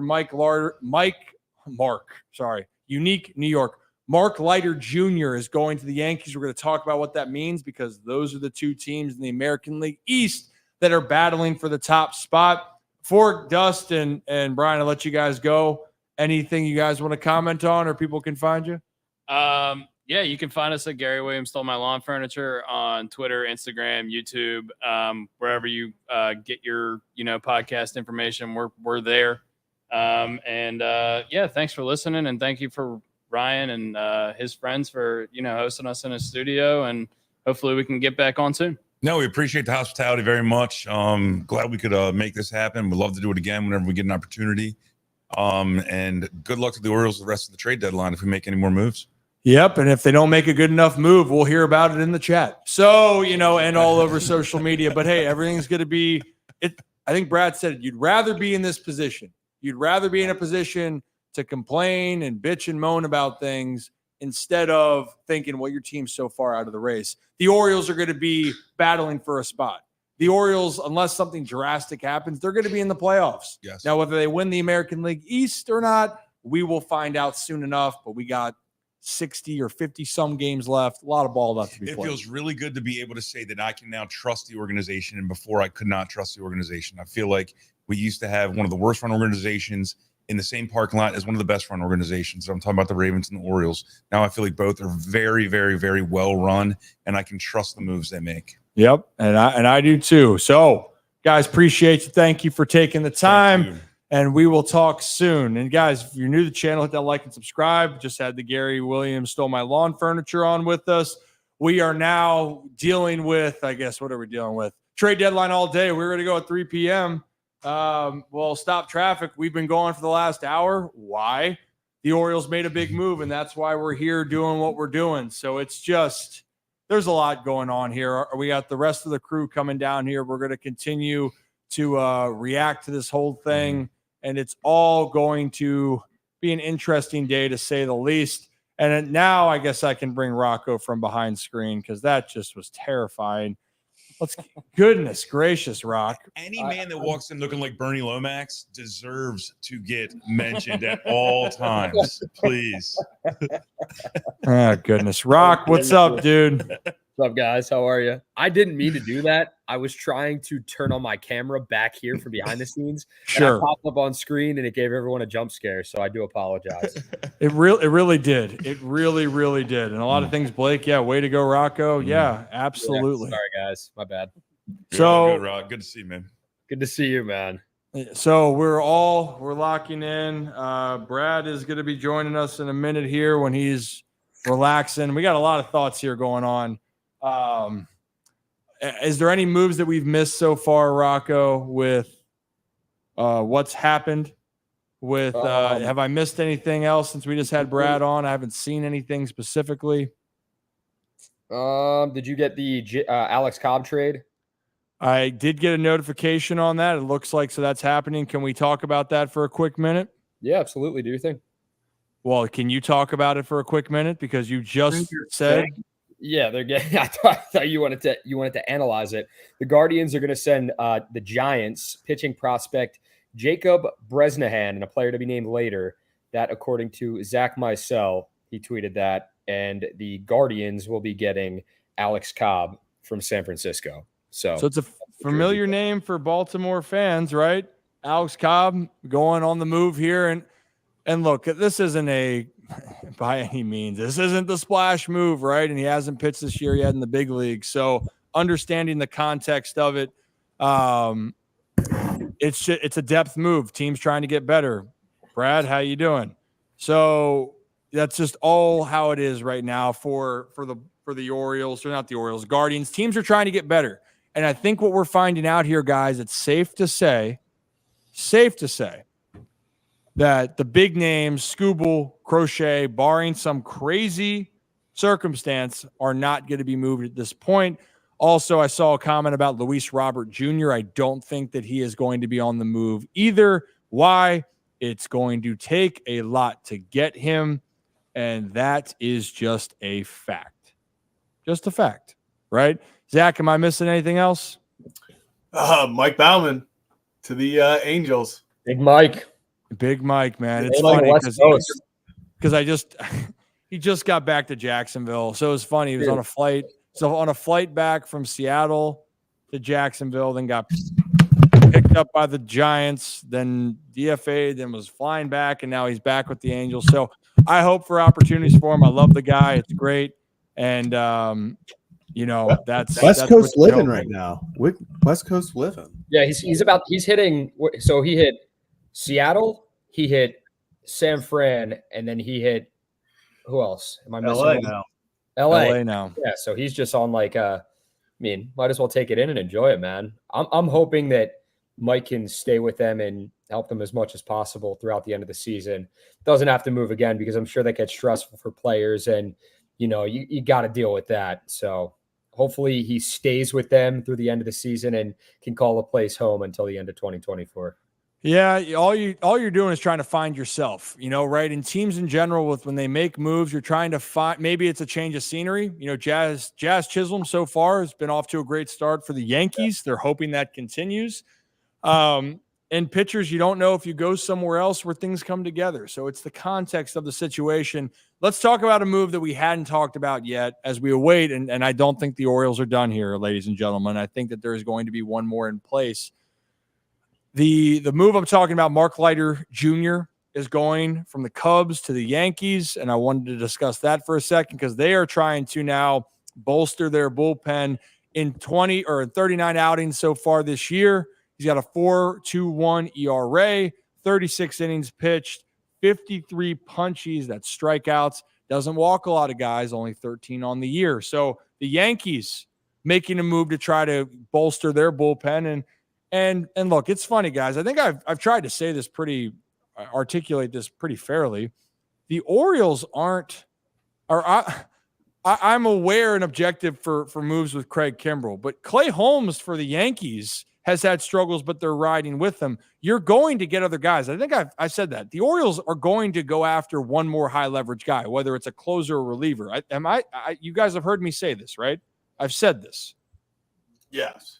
Thank you. That's all I needed to say. So I expected that's one more move, but the Yankees are in that same category at the moment. They are trying to go and establish some more control with their team. Why? Because they need to bolster it up. And the Orioles and Yankees, the Yankees need more bats. The Orioles need a little bit more pitching. So I am curious about how it's all going to figure out. So that's all I have to say about that. And actually, welcome to the studio. Brad, how are we doing? Nope, you're blocked. Here you go. Timeout. You can speak. Oh, okay. Can you hear me? Yep, you're good. All right. Good, bro. Just got done with my, daily activities. And then this whole trade thing. I was with Zach. My initial knee-jerk reaction was just like, what are we doing? But then as the more I heard you guys speaking on my way down, I was like, okay, it kind of makes sense as far as where the market is for starting pitchers. I just hate the fact that Stowie and Norby both had to go in that deal just because I know they're prospects, but we've seen them what they can do in the big leagues in their short periods of time up here, especially Norby this year. But it is what it is. If that's what the asking price is, Orioles had to do something, and it's very clear that there was no chance that there was a Snell, Skubal, any sort of elite type of starting pitcher that would command some ridiculous king's ransom that nobody was going to be able to pay. So you got a guy, especially recently over the last, what was it, 10, 12 starts, had pretty decent numbers. The hope is that, obviously he'll be able to continue that through this year. And the other plus is that you got control of him over the next 2 years as well. Yep. And again, that's the Orioles. When you're looking at the future, that's where it is. And then we talk about this, Zach, where for the Orioles in general, they want to kind of look towards what they're going to have in 25. And right now the starting rotation is a little bit murky because of the injuries. We know who's not going to be available. And I think it's very likely if a guy like Skubal or Crochet gets moved, it's not at this deadline. It's going to be next or in the offseason upcoming, because I think that the price will drive down a little bit. This is desperation right now for teams. They're trying to prey on teams that are going to overspend. And even though people are saying that the Orioles overspent for Rodgers, that's everyone's opinion, or they're entitled to their opinion. The reality is that we're not going to know, but we do know that the Tigers and White Sox are not going to give it up for anything less than they think is a blow the doors down type of deal. Am I articulating that well? I mean, if Trevor Rogers is landing you Kyle Stowers and Connor Norby, Garrett Crochet and Tariq Skubal are in fact landing you two of the Heston Kjerstad, Samuel Basayo, Kobe Mayo, or Jackson Holiday. I mean, it was one of those things where before you were looking at how would the trade deadline value be, especially with so many teams. And we're even seeing, this is one of the weirder trade deadlines, because you have teams like the Cubs who are selling and buying at the same time. Like it's legitimately just a free-for-all at this trade deadline. So it's just gotten a little wacky. And I think that's hurting it's making a seller's market. And we knew that, but it's the value of these guys is going through the roof. And if you thought the value was high before, we saw the Kikuchi trade. We see what the Orioles traded for Rodgers. It's going to only get higher as the clock ticks. We are 2 hours and 40 minutes away from the trade deadline. Like it is now or never. These trades, teams are going to get desperate. You think teams are desperate at 150? Wait till it's 550 and you have 10 minutes to make a trade, or you got nothing for the rest of the year. Values are only going to get higher. And honestly, as the trades start moving in, we might look back at this Rodgers trade, after a Flaherty gets moved and go, wow, maybe the value wasn't as horrible after all. It lines up. Yeah. Brian, you had a question? Yeah, I have a question. One, I'm going to say something. I'm going to make a comment first. Selfishly, I'm glad to have another Rodgers on the Orioles now. This is phenomenal. But do you think, given the price tag that we're seeing, they might want half of the warehouse for Skubal. Yeah. Do you think the Orioles panicked or are panicking? I think every team's panicking right now. Who is just all buyers are. I think this is as big of a seller's market as we've really ever seen over the past few years. And I think after the Kikuchi trade, teams did start to panic. You have to get deals done. You don't want to miss out on guys. The fact that Tanner Scott wasn't in that trade and you got one done with Miami, I think they looked at his value. We're seeing reports that Miami wants the world for him. And I think Blake Snell is not going to get moved, it looks like at this point. So the next best guy, it falls off if you're not going for a Crochet or Snell as a lefty. Trevor Rogers with Kikuchi gone was kind of your next best option, and they couldn't afford to miss out on him if they couldn't get a Snell or something. So, yeah, you did have to overpay. So it's hard. I called it a panic job when it first happened. As we get further away from it, I think it's just a classic. The market got insane, and the Orioles, unfortunately, their hands were tied, and they needed to go get a lefty with control, and Trevor Rogers fit the bill. I'm sure others teams were calling about him, so it got to the point where the Orioles were like, hey, we'll give you Norby and Stowers, and they took it. You know, they knew that was an offer that they could not refuse, and that's how they ended up getting Rogers. And it absolutely helped that in his last 9, 10, or 11 starts, he's got like a 3.2 ERA. Which, his last 11. Yeah, there you go. And that obviously upped his trade value. And then that's probably what, and how analytical the Orioles are. I mean, that probably played a major factor into this trade. It absolutely did. I mean, this is, again, we're going back to this for Trevor Rogers. You're looking at for what he can possibly do in 25 and 26. They're banking on that. Now, in a year or two, you can get a better idea. Was it worth it? Was it the right deal?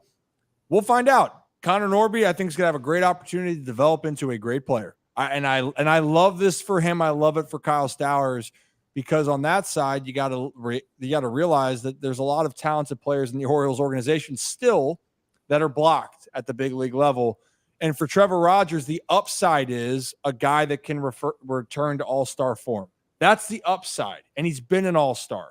But can he get through his injuries from the past years, and can he go out there and have success? So for those that are wondering, he's a left-handed pitcher, former all-star 3 years ago, had a lot of injuries in 2023, hadn't pitched as well as that all-star year in the last 3 years, but it doesn't mean that he's not capable of it. He's still in the prime of his career. And how many pitchers have you seen throughout Major League Baseball that tend to find it when they've got into their late 20s, early 30s, and then they pitch later? And Seth Lugo is a great example, where he went from he was a solid pitcher to now he's in his what? How old is Seth Lugo off the top of my head? I got to look this up.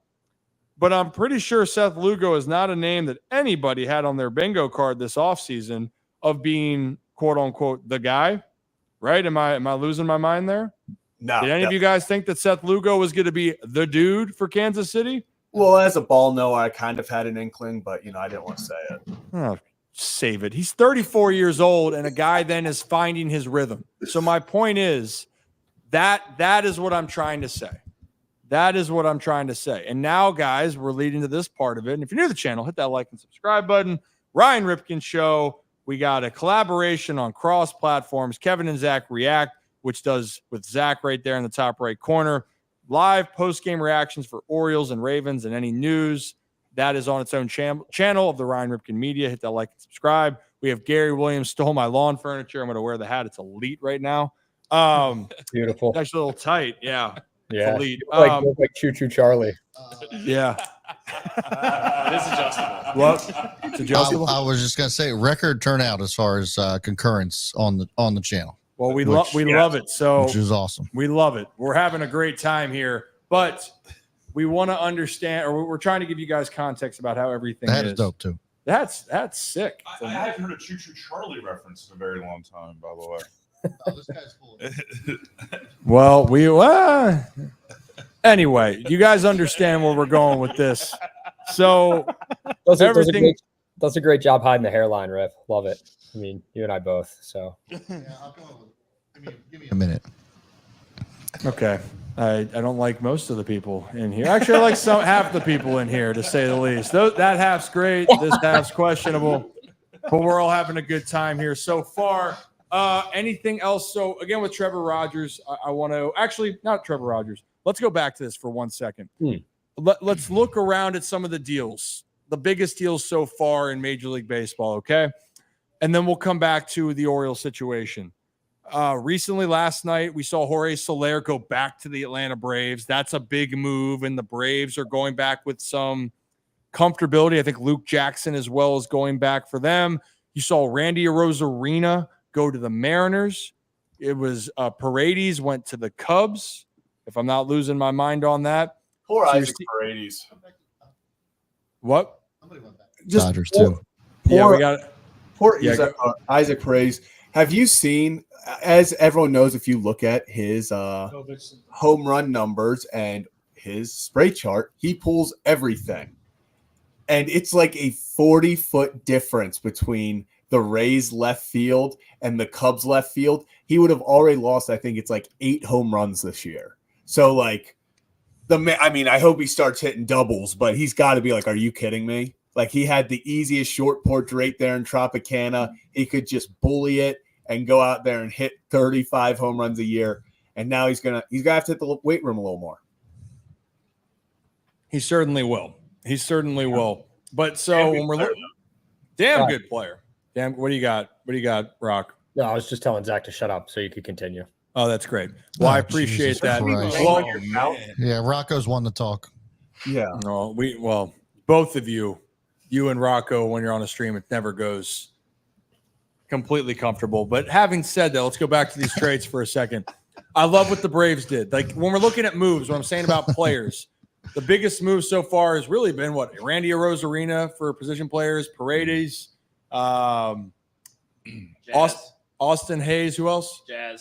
Jazz going to the Yankees. And I'll tell you what, talking Jake, I think that brought some spice to the team with New York. They brought some life to a team that is more rigid, more tight, and Jazz brings an infectious type of personality. Whether you love it or not, brings some energy, brings speed, brings. Why are you throwing up your hands like you bring the energy? Because the dude, he hit 2 jacks yesterday.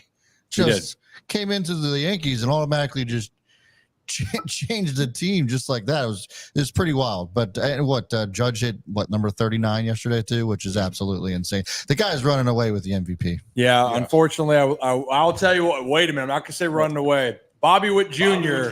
Bang, bang. Bobby Witt Jr. is making it. Gunnar, unfortunately, has fallen a little bit. What do you got? Yeah. Actually, fun fact: Jazz Chisholm hit both those home runs. He was using Aaron Judge's bat. So was he really? Yeah, he was using it. I guess he hasn't gotten his to New York yet, and so, or I guess they're in Philly. So yeah, he I guess was using. I saw he was using Aaron Judge's bat, and he was after the second one, he was just carrying it around the dugout. Yeah, it's I would whatever Aaron Judge does, I'd want. What do you got, Dust? Does Aaron Judge use a normal sized bat, or does Jazz Chisholm look like Alfonso Soriano carrying around? I haven't even seen. That's a very good point. I think Alfonso's bat was like a 36-inch, 36-ounce or something like that. 36, 33. It was 36, 33. Yeah, it Like was a pine insane. tree. So mine when I played was a 34.5-inch, 33.5 ounces. You're so strong. Well, thank you. I appreciate it. We work on it. We do our hip thrusts in here in squats. This is actually a 32.5, but it's 34 and 34.5, 33.5. Okay, someone's got to go let Kevin in. I got him. Okay. Are we going to talk about the Yankees' biggest pickup right now? Brett Phillips. How about that? Yeah. I'm so upset about that. Yeah. Last night was the first time I found out about Brett Phillips pitching, and I was like, "Oh, I'm so in on hyping up Brett Phillips' pitching career." And then within 12 hours, I now suddenly have to prey on his downfall. Throwing 7-8 right now. Yeah, like it's unfortunately like. Absolutely love the guy's vibes. I hope he does terribly. And it really sucks. I wanted to root for him so badly. Like, I was such a cool story. And then I see Brett Phillips signed by the Yankees. And I was like, well, here we go. Now I have to hate you, dude. Yeah. Yes. You know what? Any way that you can. Next Rick Ankiel. I really think Opposite. one of the bigger things that happened for the Orioles and bringing you back to the Orioles is that Arozarena got the hell out of the AL East. Yeah. Because he just mashed the hell out of us every single time he stepped to the plate, at least the last couple seasons. This year, he's been on a little bit of a downturn. For sure. But, I mean, getting rid of him is actually addition by subtraction for the O's. Yeah. Zach, what do you got? What do we have? The Kansas City Royals are finalizing a deal, according to Jeff Passan, to acquire right-handed reliever Lucas Urseg from the Oakland. No. Yeah. What's that deal? We do not know what is going back. I don't know if it's official, but it is finalizing a deal right now as of 32 seconds ago. Thank you, Jeff. I wanted Urseg so badly. I wanted him bad. So that, for those that don't know, that's also another flamethrower on the Oakland Athletics. That's not Mason Miller, a guy that has been unproven overall for his career, but a guy, if you watched him this year, you go, he's got stuff. And the Royals are really aggressive right now. Very, very aggressive. They got Michael Lorenzen earlier, if I'm not mistaken. They feel like they are starting to make a push. And quite frankly, they got, besides Aaron Judge, Bobby Witt Jr. is probably the other best player on the planet at the current moment. The way that he's hitting, the way that he's fielding. What do you got, Rock? Let's see what the return is now. That'll be all telling with what they're getting back, because we look at the market right now, and thanks a lot to Houston for screwing it up for everyone. And while we're talking about Houston, it seems like in the NFL, in Major League Baseball, it is a Houston team on the wrong side of screwing up a market for everybody. When the Texans traded Deshaun Watson to the Browns, that reset the quarterback market. The Ravens had a hard time getting to terms with Lamar Jackson. Now, Houston, Major League Baseball wise, is screwing up the market for the rest of the teams. I mean, it was complete overpay. They got a pitcher they really wanted, but it's like, what are we doing here? I don't know. This return will be interesting here. I'm waiting for Passon to put something out. How long have you been thinking about that? I know you must have seen some tweet about that. No, I've been thinking about that for a while now. I literally, when you've just been pondering about Houston screwing up the market, I immediately went back to what the Texans did with the Browns, and the Browns just like overpaying for Deshaun Watson, like completely. Sources confirm that it is Urseg to the Royals. Okay, still nothing about return though. Thank you for the update. Yes. What you got, Brian? We posed this question on our podcast a couple weeks ago. If you redrafted, would you take Bobby Witt or would you take Adley Rutschman? I still think you take Adley. I just because of the fact of the backbone, and I'm for everyone that's worried about Adley long-term hitting, he's going to be okay. He's slumping, but I understand the argument. Now, if the Orioles didn't draft Gunnar Henderson, then that's a whole different discussion. But I think Adley's brought a solidified, backstop literally and figuratively for the team. And I think that can't be understated. That's personally, but man, Bobby Witt Jr., them signing him to an extension early. Smart. That dude looks very, very smart. What do you got? What do you guys think over there? I mean, I think, do I look back and regret it? No. If we do end up drafting Bobby Witt, I still think we draft Gunnar. I mean, you take the best available player, right? Yeah. I mean, they're just so talented that you can just put them. I mean, whichever one wins that position, the other one goes to third or the outfield or wherever you want to put them. They're just too talented. Mm-hmm. Ryan, walk with me with Gunnar at third, Witt at short, Jackson Holiday at second. Like, who's your catcher? Samuel Basayo. Already? Throw him out there. Geronimo Heel is our catcher. It doesn't matter. We're going to smash the ball. Geronimo. Wow. I haven't seen one-eyed James McCann is catching for me in this scenario. Dude, yeah. James McCann. I tell you what, the Orioles are undefeated. I'll take that. All 162. You just no days off. I do want to say something about Adley struggling at the plate a little bit recently. His plate discipline is something otherworldly. It's something that you do not see out of hitters his age. When you watch him hit, if you've played any sort of competitive baseball, you know what I'm talking about. It's completely different. He's so patient at the plate, and he's so particular about the pitches he swings at. Yes, he's in a slump right now. I think out of all of the hitters in Major League Baseball that could go in a slump, and I believe will come back out of it, Adley is at the top of the list. So if you're worried about Adley Rutschman long-term, do not worry any longer. Yes, he's going through a rough stretch right now, but I really wouldn't be that worried about him long-term. Well, and that's the other part. I see some people saying, gosh, fix the hair. Hey, now. That they're saying about the value. Of course, the shortstop position, it's one of the most important position outside of, having an ace starting pitcher. If you're going to look at the value there, having a guy that can play short and hit and play great defense, they're rare. Like, you want those guys. You want an ace pitcher. But also, I think people can't underestimate the value of having a great catcher. If you're looking at a team that was the last quote-unquote dynasty, for me, in the last 20 years, 15 years, before the Yankees were the dynasty in their late 90s and 2000s, right? Can we guess? Can we guess who you're going with? Yeah. Cardinals. Okay. Brad? I wasn't paying attention. That's no surprise. 11. Go ahead. I'm making a poll. Makes sense. The last dynasty in the last 20 years, is that what you said? 15, 20 years. 15 years? I'd say Cardinals. Or it's Giants. It's most likely Giants or Cardinals. Yeah. Or Braves. but they haven't won. Well, that's true. And I'm stealing Zach and Rocco's thunder. I'm sorry. I'm stealing you guys' thunder. My bad. No, it's good. Rocco was just lounging on the couch there. Rock, you got a pick for me? What were you saying? I'm trying to figure out who. I'm waiting for that. I keep refreshing my phone to see who's passing. Last 15, 20 years, a team that I would consider a team a model that worked, kind of dynasty-esque. They had success. Well, that too. If we want to say, I guess we can throw the Astros, but that's not the one I was thinking. I'm just going to go ahead, Rocco. You can heal and not say a word. I'm going to go with the Giants. But Yadier Molina, consistency for the Cardinals is a great one. And the second one that I was trying to allude to was Buster Posey and the Giants. Yeah. They won 3 titles with the guy. And having a catcher that can hit and call a game changes everything for your team. Having a shortstop, so the 3 positions.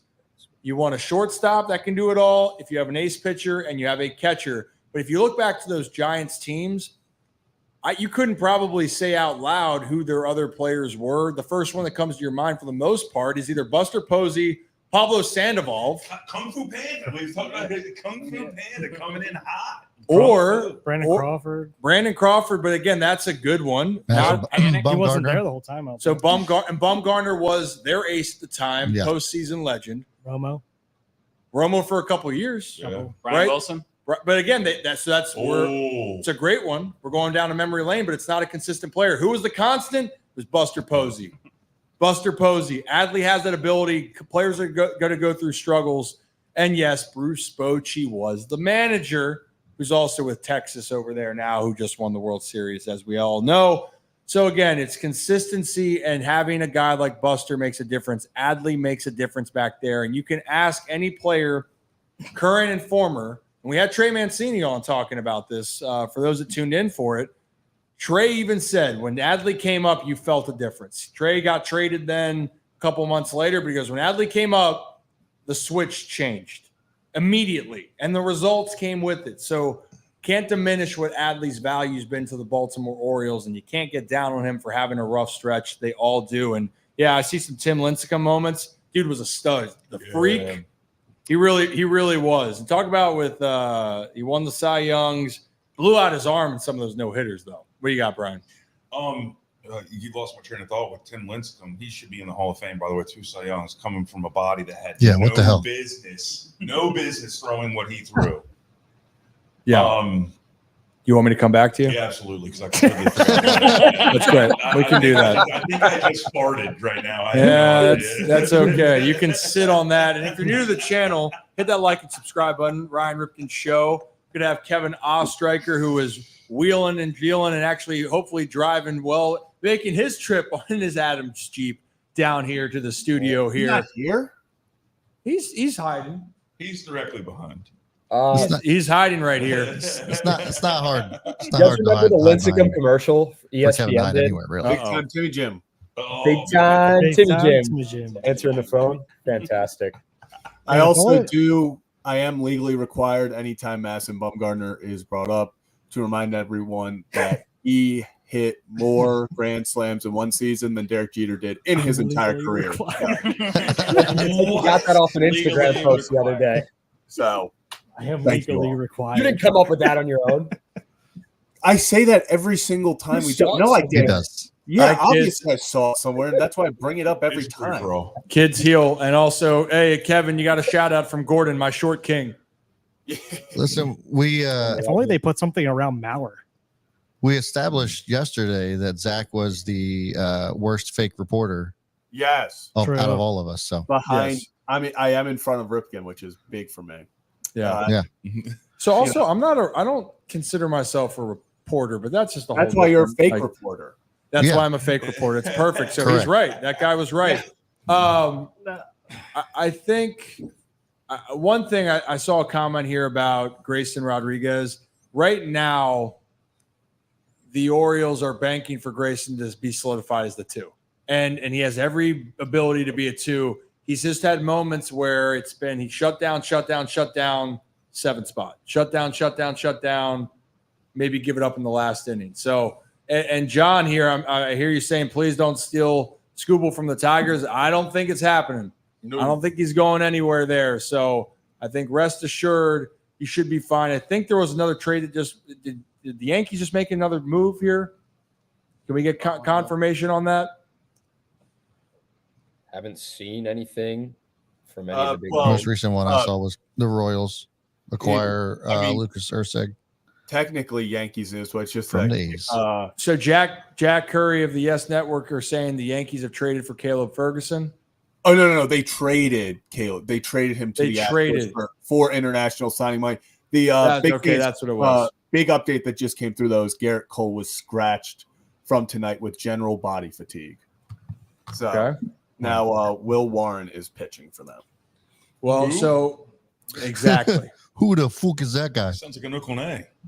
So to keep that in mind, yeah. So Berlin, I'm trying to keep up with it. I appreciate you, man. I'm trying to keep up with all of it. It's kind of hard to keep this whole group in order because I got Kevin sneaking up on me, and then Lord knows what's happening over here now. And then I have Rocco and Zach overall. But yes, Laura, general body fatigue. The one thing, just like the Orioles are holding on to Corbin Burns, the Yankees situation is that Garrett Cole, they're trying to get him right. And he's started to pick it up, obviously, but a guy that had to deal with nerve issues in his elbow.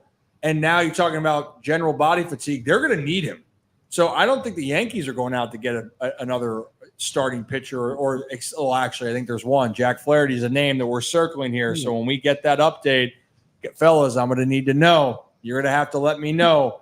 And we'll continue to find out. I think at the right time, later on, we'll do the trade grades and winners. But I got to tell you, Kansas City making moves, they're definitely on the list for me. Good for them.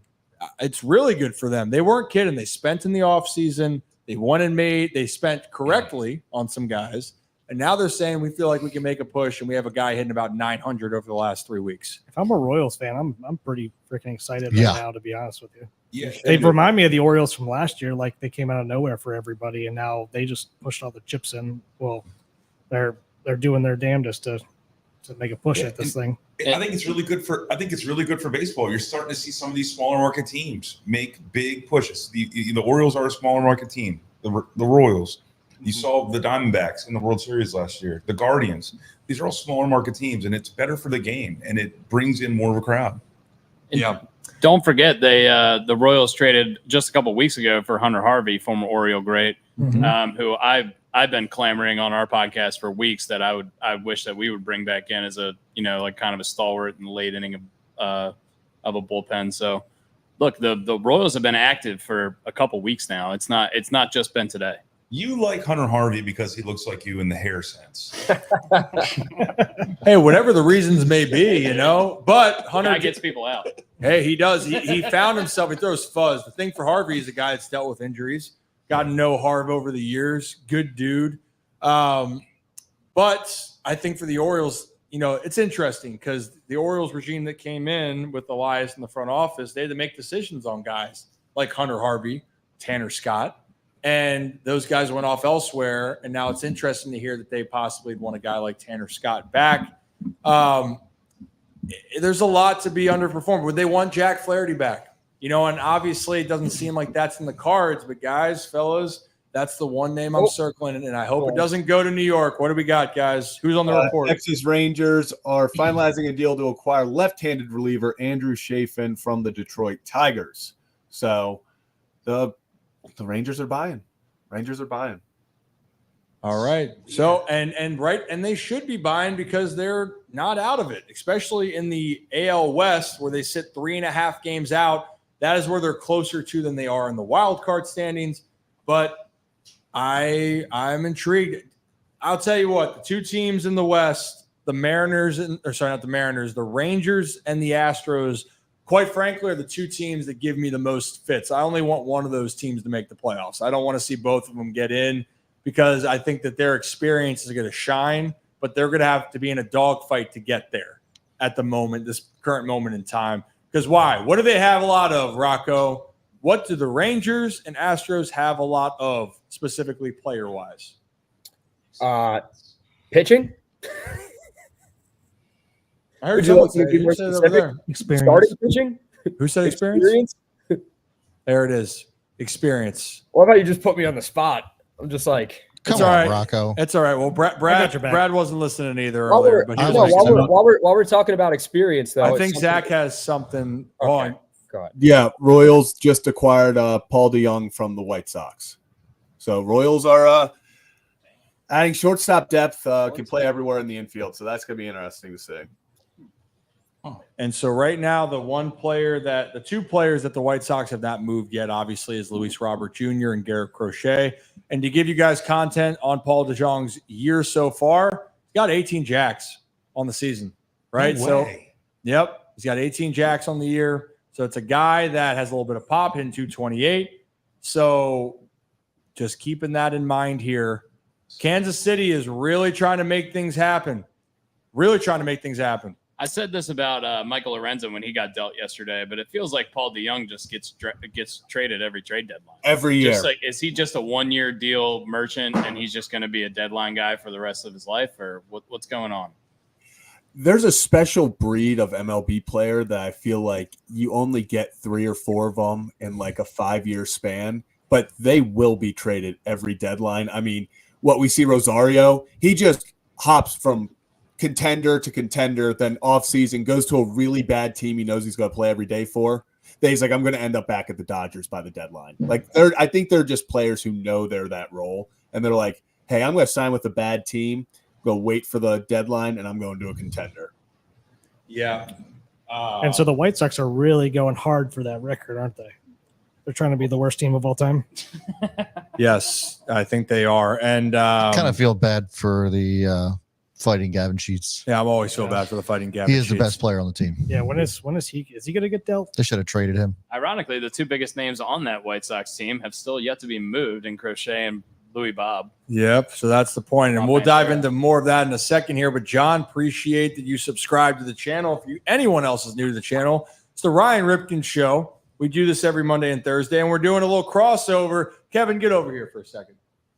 And then you're going to get in here. You're going to sub out. You're going to sub someone out here in a moment. But because we got to get Kevin on here because we have a couple things going. We got Gary Williams, Stole My Lawn Furniture right there with Brooks and Dust and Brian chipping in. Now Brad's a part of the Ryan Ripken Show. And then we have Kevin and Zach Reacts with that face, which is a part of the Ryan Ripken Media. Every post game, they are doing lives for the Orioles and Ravens and maybe some other things that are happening. Kevin, you want to touch on that for a second?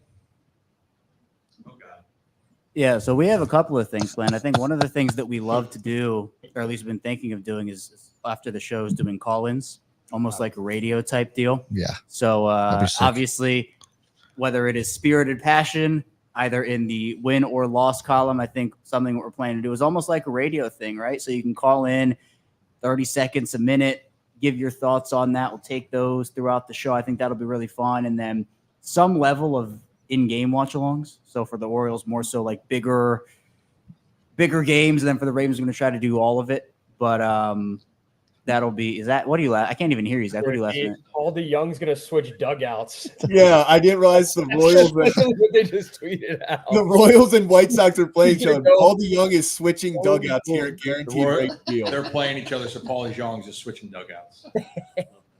That's hilarious. Great, man. Your hair looks good. Yeah. That's like No, the it just doesn't. how wild the trade deadline is, especially that final day, the final hours, just leading up to it. We're like, for all you guys that are there, if the Orioles don't make another trade right now, I know this fan base will go nuts. They're going to rip their hair out. Where is the confidence level with the rotation where it is at this point in time? Sorry, this time I wasn't listening to you this time. Oh, nice. Can you continue? I said, if How's the it feel? Orioles- Zach, do you have anything?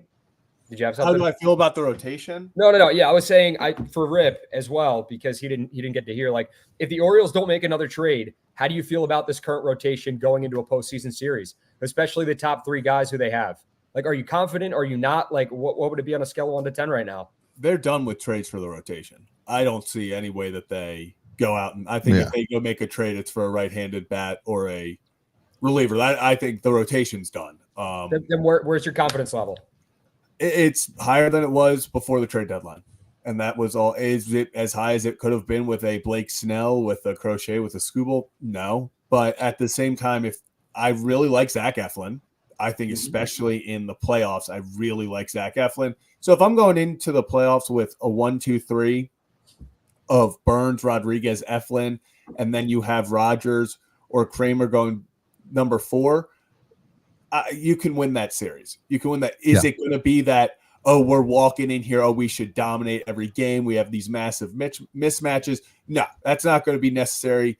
But I think I really like the Eflin move. That's the one that really kind of moved the needle for me in that number 3 spot, that he's going to be a guy that's going to go out there in the playoffs and give you an opportunity. He might not go and pitch 9 shutout innings, but he'll go 6 innings, give up 2 runs, and give you an opportunity to win the game. Yeah. So how about this? I think this is a good little part to go through, because let's look where people want to complain. If you go look at the contenders in the American League, okay? So we just stated what the Orioles would be. Now let's go across to other teams. So the Yankees, their top 2 right now would be Garrett Cole and Louis. Are we What the okay? hell Yeah, was I just kicked over a trash can. My bad. Well, why don't you kick it again while you're at it? Jesus. So What let's. do you play for the Astros? Yeah. So let's talk about this. So Luis Heel and Garrett Cole presumably would be 1 and 2 in that rotation. Pretty good for right there. And then they got to figure out who is their third, right? That's where they're in that conversation for it. The Royals right now, Seth Lugo is their number 1. I'm trying to pull up their pitching staff at the moment. Going to the Rangers, if they get in, you're looking at Scherzer and Evaldi. Are there probably guys that they have for their 1-2? It's a good rotation as well, and Gray. So right now for the Royals, Lugo, Singer, Reagans are probably their 3, and both are at Brady Singer. I don't think we're realizing he was one of their top picks a few years ago. Pitching really, really well so far. 2.82. No one's talking about that. 2.82 ERA. They just got Lorenzen too, right? Yep. So he's bolstered to be their probably 4th guy. You know, it's a very, very underestimated Kansas City Royals rotation. Let's go to the Guardians for a second, shall we?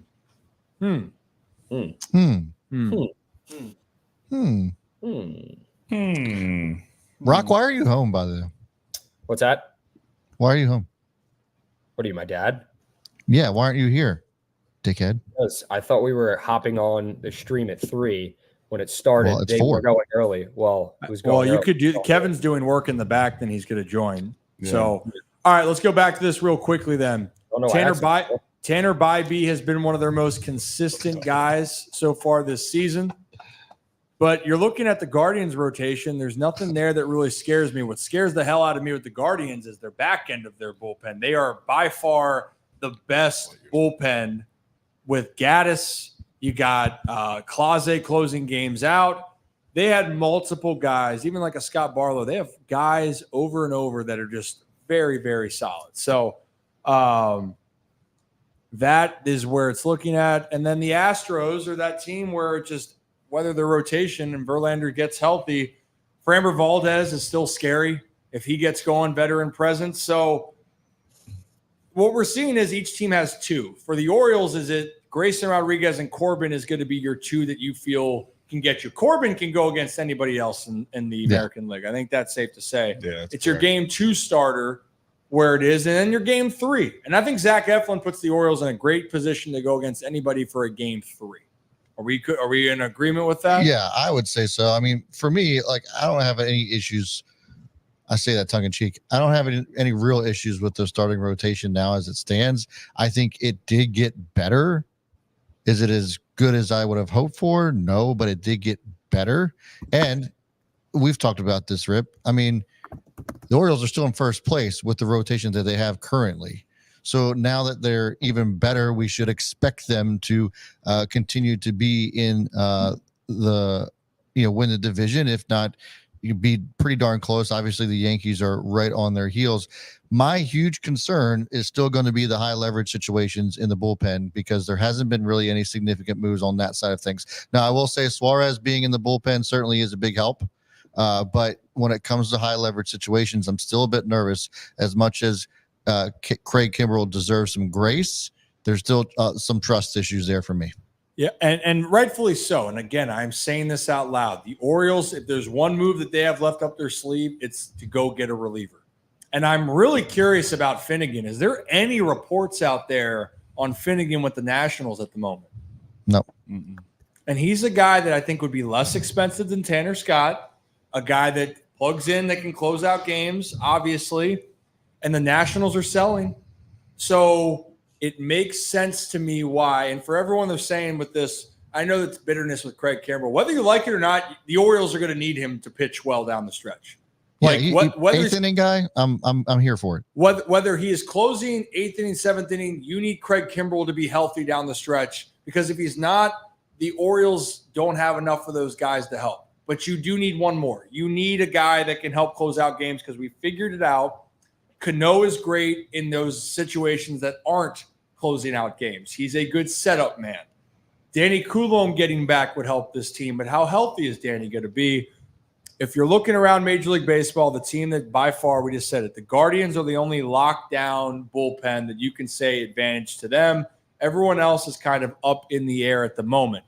So, and in Birdland Minute, this thing is I like Finnegan, but I do not trust him as a closer in the playoffs. What do you got, Rock?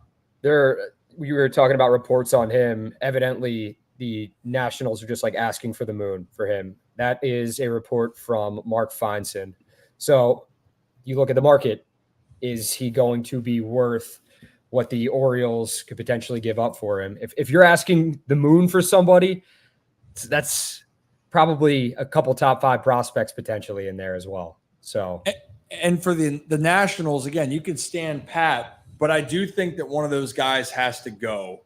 For if the Nats are selling, they need to sell Finnegan. So if that price needs to lower, you need to lower. I still think the one that I really wanted from them was Estevez, but I do want to have the context for that. The players that went to the Angels were pitching prospects. The Orioles don't have that as far as the high-end pitching prospects. Like McDermott, like Kate Povich, they're not the top ones. Rocco, that is not a flattering look there, but what's up? Passing the latest trade, the Mets are finalizing a deal to acquire right-handed starter Paul Blackburn from the A's. Sources tell ESPN.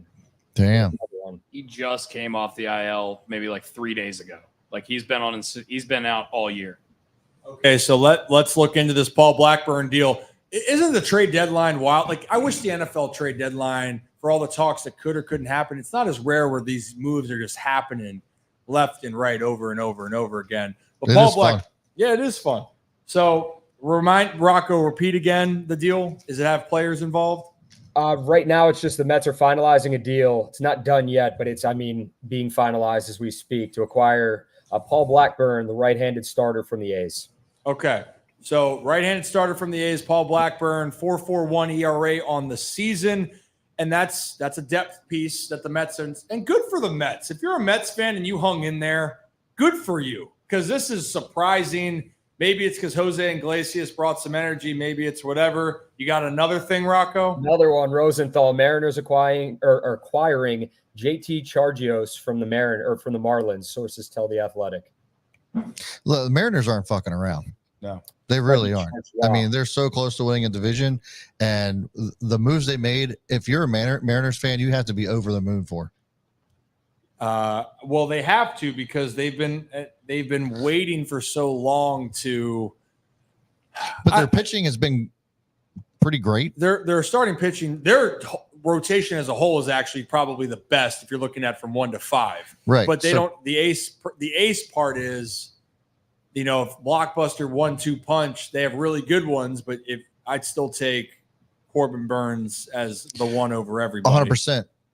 So, my thing is that, like, you look at that division, Astros obviously still being the Astros in the second half. I think that with what the Mariners are doing, this puts them in, the running to at least make the playoffs and make some sort of solid run now that they got a Rosarina, get a couple bats in there. The pitching is good enough to get them to the playoffs. Just a matter of whether or not the offense is going to be able to complement that. And then they're making the moves.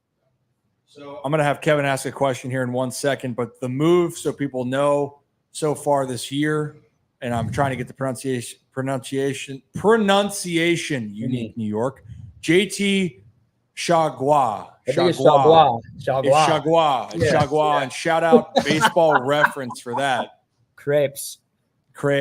Really thin pancakes. Chagua has gone 16 innings so far this year, 1.62 ERA.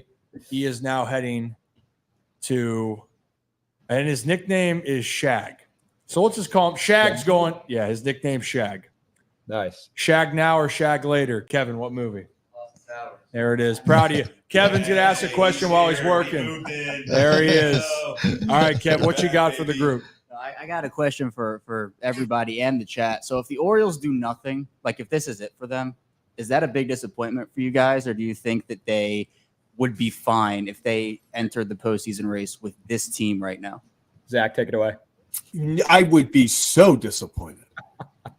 I mean, I had to pop up when I heard you talk about Kevin.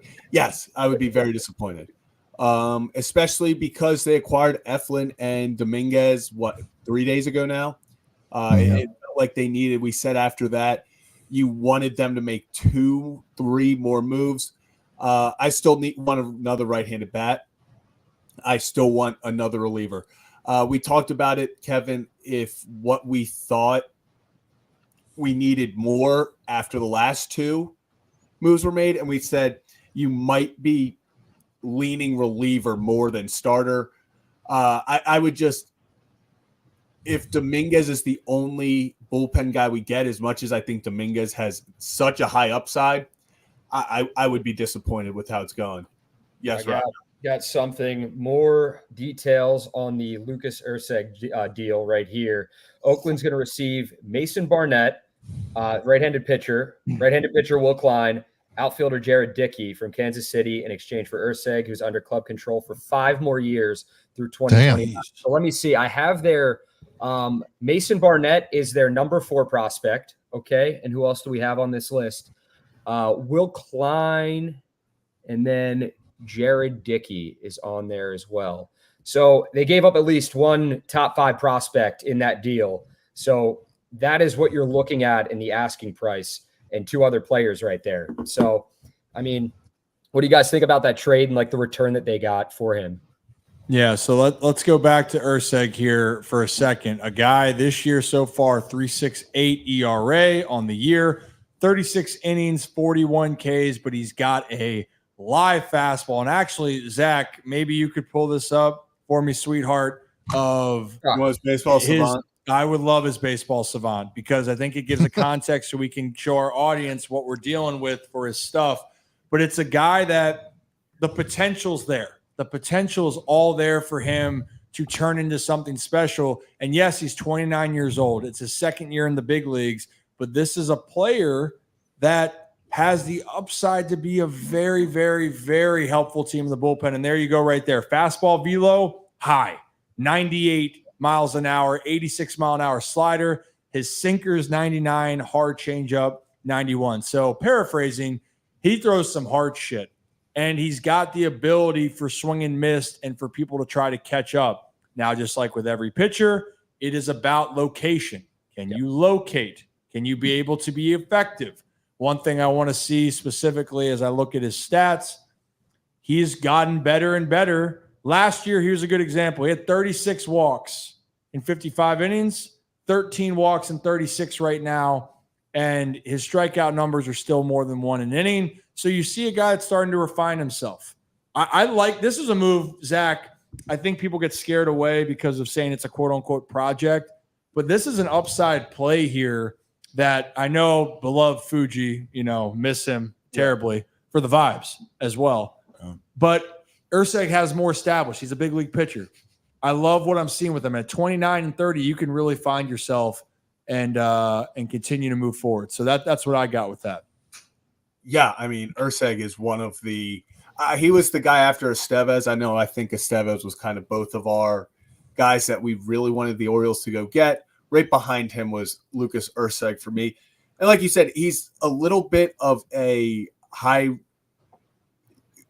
I don't want to say high risk, but he's a developmental guy that you look on the surface and it hasn't always been great. There have been control issues at times, stuff like that, but you look at these numbers and you see this is exactly what you want to work with. This is something where even if you aren't controlling it, if you have the fuzz like he does, even if it's missing just a little bit, you can blow it by guys. So he was one of the guys that I was very much intrigued with, and I think is an incredible move for them. Boys, Yeah. could the O's not have gotten this guy? Because looking at their prospect list for the Royals, you give up the number 4 prospect in your organization, the number 18 prospect in your organization, and a guy you took last year in the 11th round.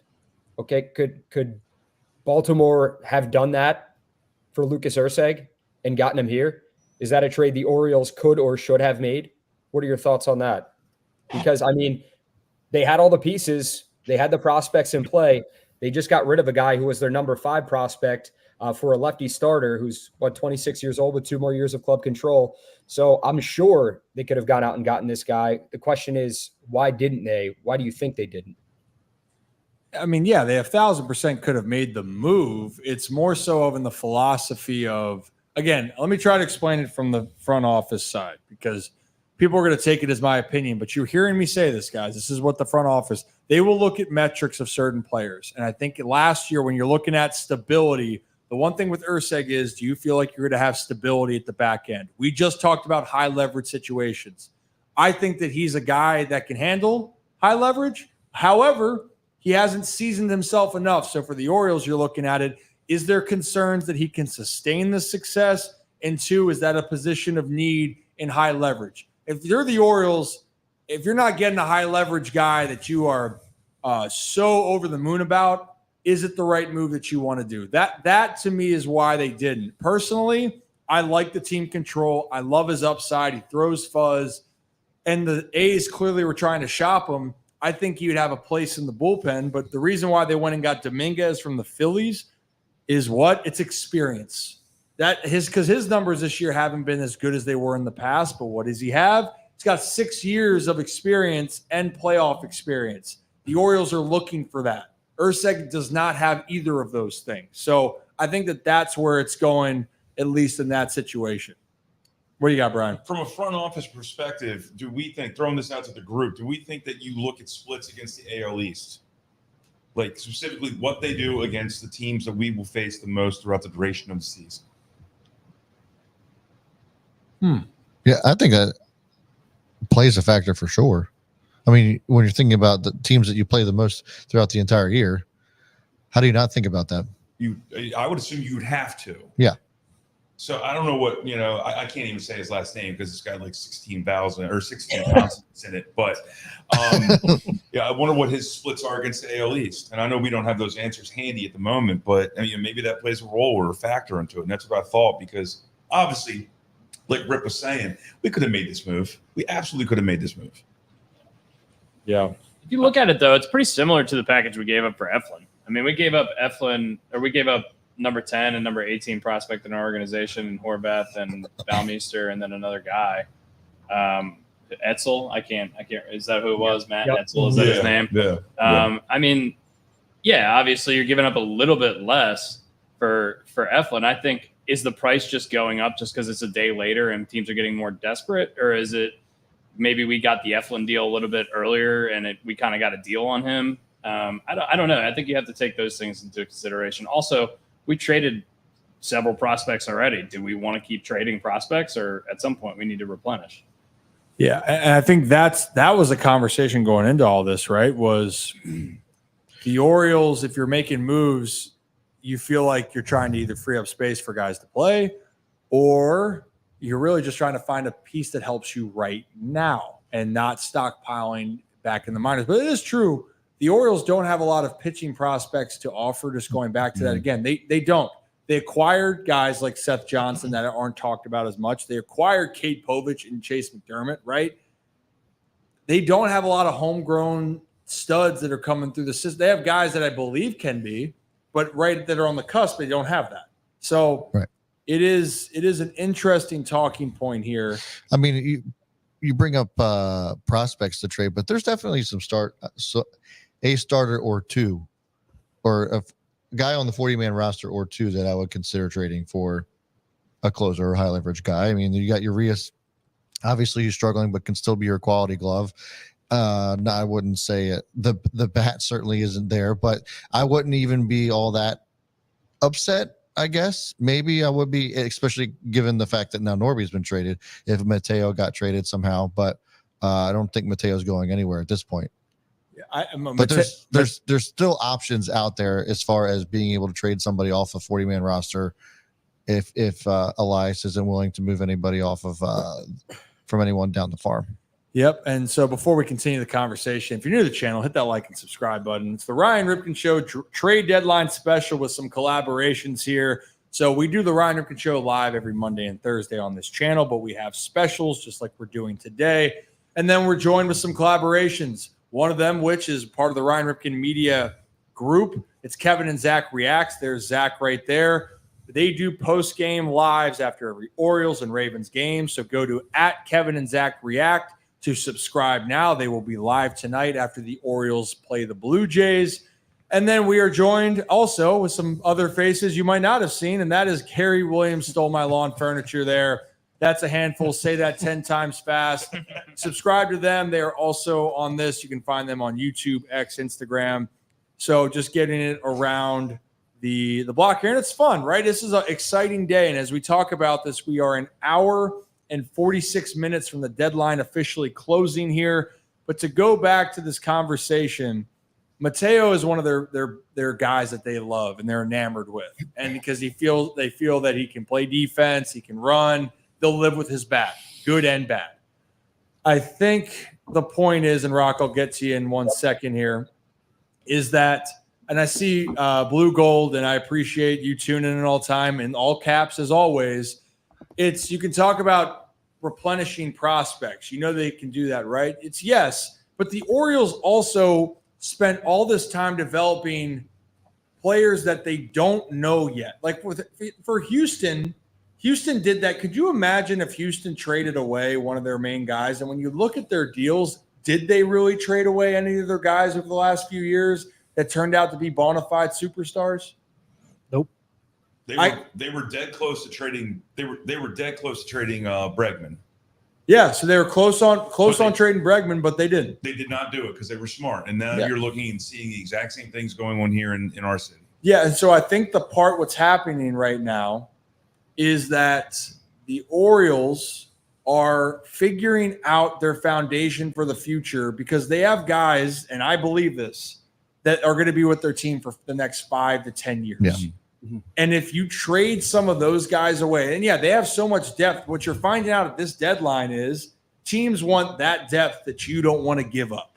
So if you don't want to give up Asayo, Kobe Mayo, Kerstad, Jackson Holiday, you don't have to right now. But that is the asking price that teams want.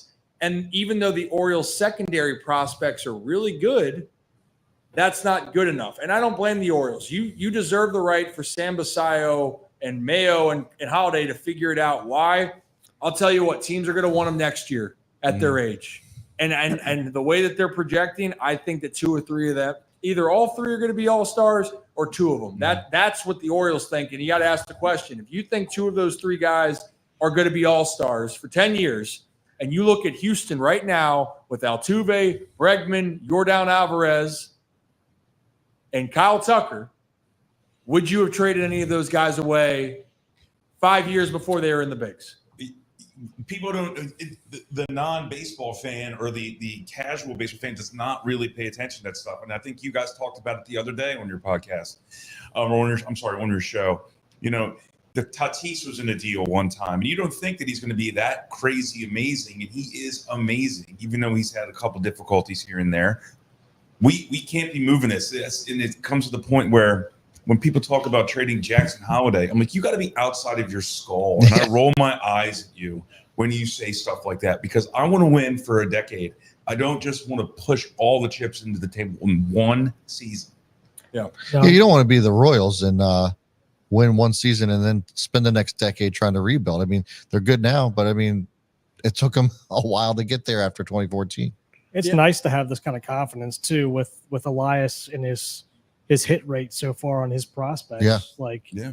we just assume now that everybody in the minors is gonna come up and be a solid MLB player. We don't know that. We haven't seen Kobe Mayo up here yet. We've seen a limited Holiday, a limited amount of Stowers, a limited amount of Kerstad, and everything like that. We don't know what they're Norby. actually gonna Norby. We don't know what they're actually gonna end up being here. What we've got, I mean, our hit rate right now is through the roof. So we just assume that they're all just going to be amazing, right? So Yeah. We got to keep that in mind a little bit, that the guys that are here that are performing, we have to remember that they are here and are performing. We know that. Yep. And I want to make this point because Bud Rips talks about this. Appreciate you tuning in, Bud. And for anyone, hit that like and subscribe button again. So you're saying that Norby and Stowers are not future All-Stars. That's not what I'm saying. No. The Orioles have to choose who they're going to keep. When they decided to keep Jordan Westbrook, they said, we're going to keep Westy, and now Joey Ortiz is expendable, and you went and traded for Corbin Burns. Joey Ortiz could end up being an all-star, but at the moment, the Orioles said that ship has sailed here. For the Orioles now, they're looking at it. They had enough belief with Trevor Rogers to say, we believe in him. Now, whether they're right or wrong, we'll find out in a few years. But for right now, that's what they did. Does not change that Connor Norby can't be an everyday player at the big league level or Kyle Stowers. But you have to make those decisions with their ages. Stowers is in his mid-20s. Connor Norby is not going to be younger as a prospect as it goes on. Kobe Mayo, Sam Basayo, and Jackson Holiday are so young that they might have a lot of struggles at the young ages. You just saw it with Jackson. You're going to take time. So that's where I am. I hope the best. I mean, I'm a big fan of both those guys. I think Norby is so underrated, and I think Stowers deserves an extended look. The only knock to him is, does he have too much swing and miss? That's his only knock, but the dude's got pop, and he's going to get a chance on a very, very bad Marlins team to figure out if he can be the answer for them moving forward, and that's all you want at this point, and those players got it. So that's all I have to say about that. But what do you got here? Somebody said something. No, I got something. But before I get into that, what you said about Norby is spot on. And when we had David Hall on, who covers the Norfolk Tides, I mean, he is well invested in that team. And, we see clips. We get to see what these guys do highlight-wise and see the stats. But he is there every day talking to these guys, getting to know them. And he said, quote, Connor Norby is somebody who is going to sell tickets, whether it's with the Orioles or with another team. And that is what Connor Norby is going to be expected to do down the line. He has all the intangibles, and he's got a bright future ahead, but can he be? Sometimes that's not good enough. He's a great player, and I wish him nothing but the best. But David Hall, a guy who's been around him, believes that this guy is the real deal and could be a future all-star. But sometimes that is a risk you have to take, and sometimes it's a risk that teams are willing to take, not knowing, okay, it could go one of two ways. Connor Norby could turn into an all-star. Connor Norby could turn into not an all-star and be a dud. I'm thinking he's going to be a really solid player in Major League Baseball, but he just wasn't going to have a chance with the Orioles because they have Jackson Holiday down there in AAA, and that's the guy they took, number 1 overall. Rip, so this is what I was getting at. The Paul Blackburn trade, the Mets are sending Cade Morris to Oakland. He is New York's number 25 prospect. He is a third-round pick last season for the Mets, and he's a right-handed pitcher. So that is what the Mets gave up to get Paul Blackburn from Oakland in that trade. Thank you for the reporting. Actually, real reporter, fake reporters, Ryan Ripken and Zach Bollinger, not on this case, because I'm not a damn reporter. I just try to give you advice and objective opinions. Boom. Former reporter. Yeah, a good time. What do you got, Brian? Has any of you guys heard any talk about Bradford being on the market, being shopped? Bradfield? I'm sorry, Bradfield. My bad. Bradfield. Enrique Bradfield. No, he's not going anywhere. You don't think so? Mm-mm. And I think, honestly, a team would be if they wanted to, it'd be another year to figure that out. And quite frankly, they're trying to figure out, you know what, I'm going to make another point here. This is the part where then I have a question for all of you guys. We're going to finish answering Kevin's question. You know what I'm seeing the Orioles start to do now is they're going to let the guys develop and see what they have. Yep. Then make a decision. They're not going to rush a guy. We just drafted him and ship him off. That's not what they're doing yet. Mm-mm. 5 years, the Orioles might do that. Right now, they're not going to do that.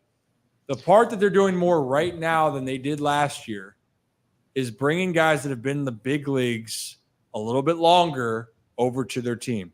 We just talked yesterday about James McCann, about him being the tough as nails, ball off his face. But what he brings to a team is leadership, leads by example, veteran presence. Kyle Gibson brought that to the team last year. When you look at the teams that are going to run for a contending for a World Series, Rangers loaded with vets. Astros vet heavy team. The Phillies vet heavy team. Now the Orioles are trying to get more veteran guys in those moments because why they've been there. Zach Eflin, calm, cool, and collected. They brought him in. It's a guy they feel like can fill a void. Dominguez, a guy that they feel like can fill a void. It might not be sexy, but last year the Orioles brought in Fuji, which was a wild card. And I'm not afraid to admit that. Love the guy. But I think that they want – That was sexy. That was sexy. And he was for sure. But see what my point is there? Is that the Orioles – Jesus Christ. Good God. We got a bunch of kids. We're all children. Yeah. Rip well, is the I'm glad I'm unofficial not the only one official anymore. mayor of Fuji Town. That was the title he was given. It's his guy. Yes. And hey, you know, David Brotherson, Adam Frazier too. Mike Elias talked about when we sat down with him, just what he ended up meaning to the team. And I think that that's so undervalued with teams. We've all played sports, guys. And sometimes you can sit there and be like, that guy might not play every day, but him being a part of your team has a value. And you need to have a value. You need to have someone you go to. And I'll tell you what, James McCann wearing it off the face and saying, I'm going to play this game, it reality checks a lot of players to be like, damn, he has every right to get out of this game. But he knew it was a bigger message. He didn't want to put his teammate in a bad situation, Adley Rutschman the catch.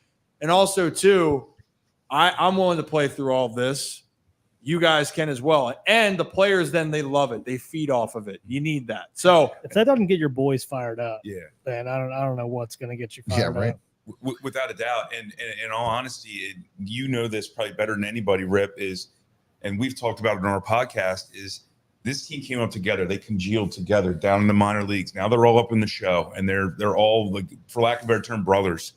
And you can see they feed off of each other. And when one guy gets down, another guy picks him up. And it seems like what happened with Austin Hayes, the reports are that he was becoming a little frustrated with his playing time. And then they shipped him off to get that. I'm not going to say he was a cancer, but I'm just going to use the term.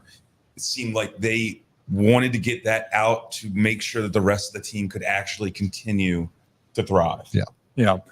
And I think that's the point. Who you got, Rock? No, I was going to say, like, James McCann is a guy that Orioles players saw that, I'm sure, in the dugout.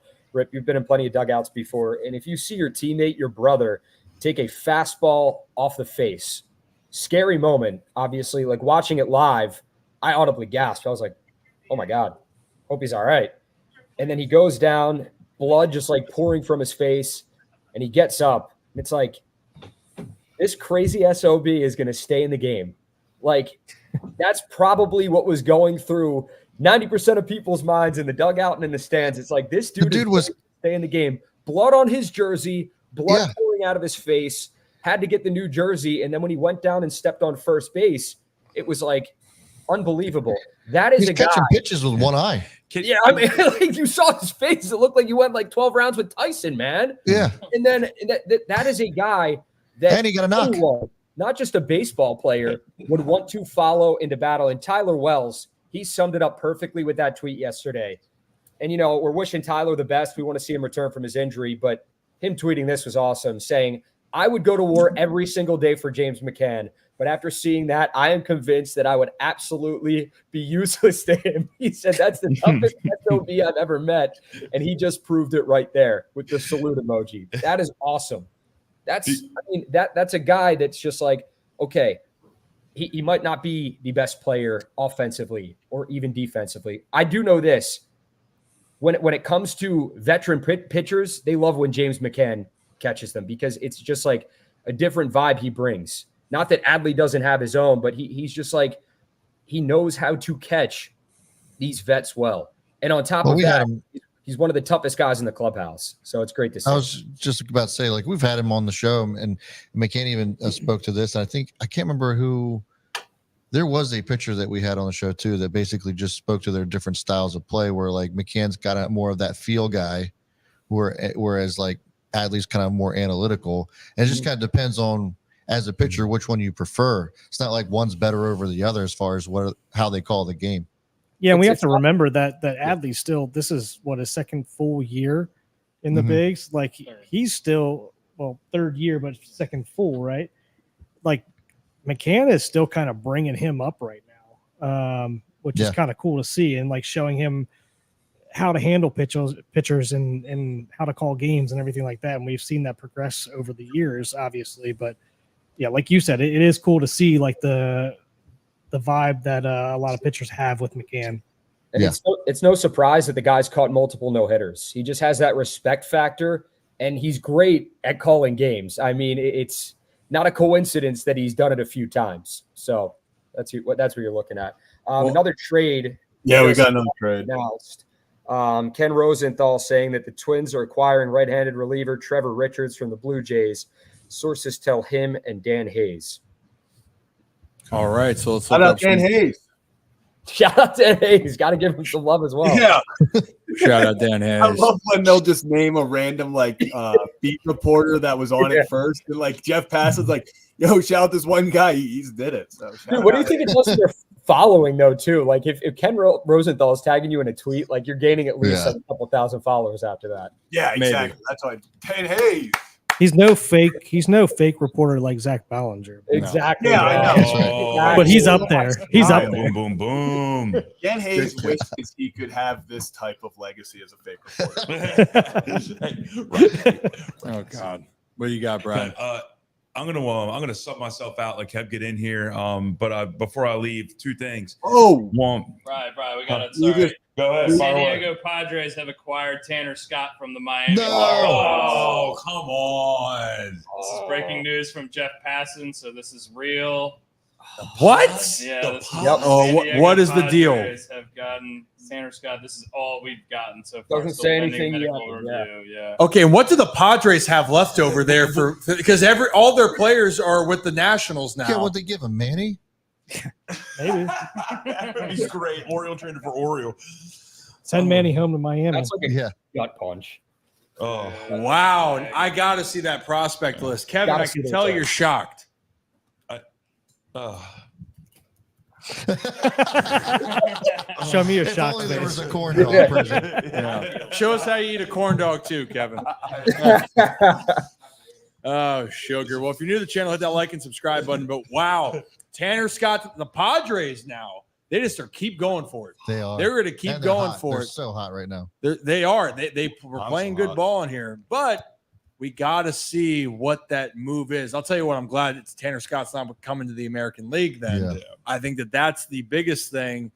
And you got to wonder then for the Orioles, what was that asking price? So we want, as soon as we get that package, we got to see. And Connor, that's the thing. If they got Tanner Scott for a bunch of nobodies, I'm going to be pissed. Dude, no, it can't be. I'm pulling up the Padres prospect list now just in advance. So once he dropped who they got, we'll be ready to go. Is it just all the Juan Soto pieces? Is that what it is? Yeah, well, I guess. But now I really want to know. I'm curious. And then the big name that's out there still is now, what do the Nationals do with Finnegan? Does Finnegan's price now rise, drop? Because now he is the one dude that's left who closes out games right now that we know is quote unquote available, right? So we're gonna have to figure that out here, Zach. And have we been changing thumbnails? And that's what I'm currently. Look at that mustache is at work. You're a true professional. Yep, I'm proud of you, man. Might not be official reporter. I'm gonna pretend like I don't have. Gonna pretend like I don't have 3 empty Coors Light cans next to me. Dude, I'm watching it behind the scenes. I think that Zach's just pacing back and forth because he's just nervous about what the O's are going to do. I'm like, are you good, dude? Like, I'm just watching you pace back and forth in the background. He's like, I'm just drinking a beer. I think the Orioles are going to make one more move. I still believe it. But we're going to get more info on this before it goes. And But guys, with the Gary, and I'm wearing the hat right now. This is a sick hat. Gary Williams stole my lawn furniture. Sorry, same thing. Get it right, get it tight. But guys, I appreciate. Shut up, Kevin. It's all furniture. It's not just the chair. Yeah, all lawn furniture. He got it all. He got the whole Everything. patio. He got Why the do you whole think you're patio. so upset about Also, it? hey, before they end up rolling out, whatever that is, I just want to say that I appreciate Brooks is the only guy here that knows how to wear the ear monitors. Including the host of the damn show. What are you talking about? Including the host of the damn show. No, they're fine.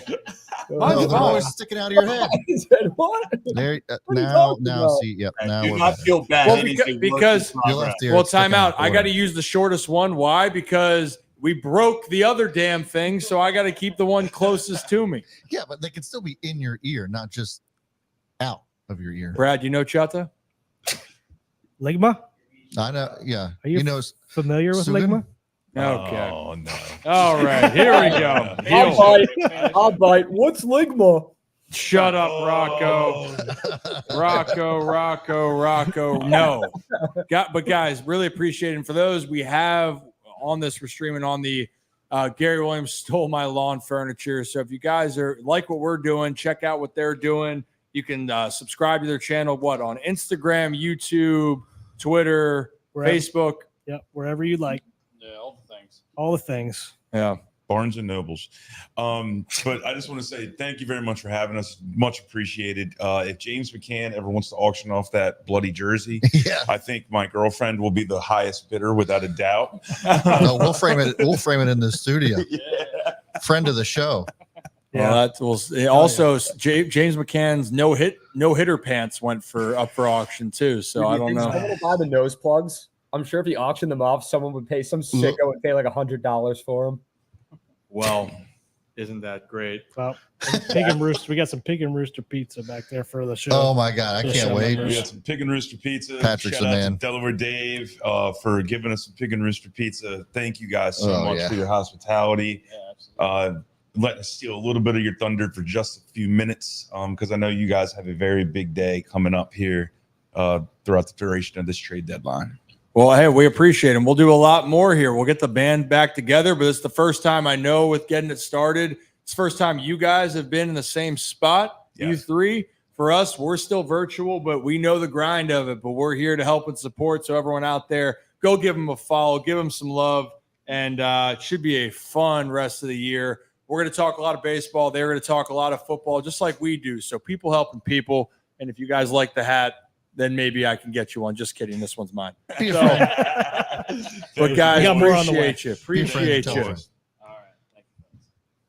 Oh, nothing. Oh, hold on. I don't know if this is legit or not. Alden Gonzalez said the Marlins return for Tanner Scott. You're This good. is just per his source. Robbie Snelling, Adam Mazer, and 2 other prospects. Yep. So Snelling is their number 2 prospect, and Mazer is their number 4 prospect. So that's what you're looking at right there. Okay, so we'll take a closer look to how we're going to dive into this whole thing here in a minute here. So I appreciate it. And Brad, actually, it's maybe a good time. Can you do some polls? Check the polls here for us. Yeah. So I did a poll. Hold on. I can't with these. Dude, Jose Pause. Canseco just tweeted the Oakland A's I don't know, Rocco. I don't know how you do it. finalizing I a deal to need to acquire have free agent real Jose ones. Canseco. Big if true. Big if true. Sorry, Brad. Hold on. I know you're probably talking shit and I can't hear you, and that's not fair. You stupid idiot. You're so dumb it hurts. You are so stupid. Hey, Brad. How you doing, I buddy? just see you gabbing. That's all. Hold on. Oh. Guys, look how stupid he is. All right, we're back. We're back. We're not going to make fun These of are Brad. all We can. jacked up. Yes, we are. He's so dumb. All right, so let's go to this You move okay? real quickly. Oh, yeah, I can do that. Sure. That's So fine. Let's go to the. So hold on. The poll. Oh yeah, pull it up real quickly. Today's poll was Yes. hard tacos or soft tacos. I was actually surprised at the split, but 61% of the vote. Actually, a huge turnout, by the way, record turnout. 400 people voted on this. 60% say soft tacos are preferable over hard tacos. All right. So right now, and we got a new person saying I'm about to report this poll for being 40% hard tacos.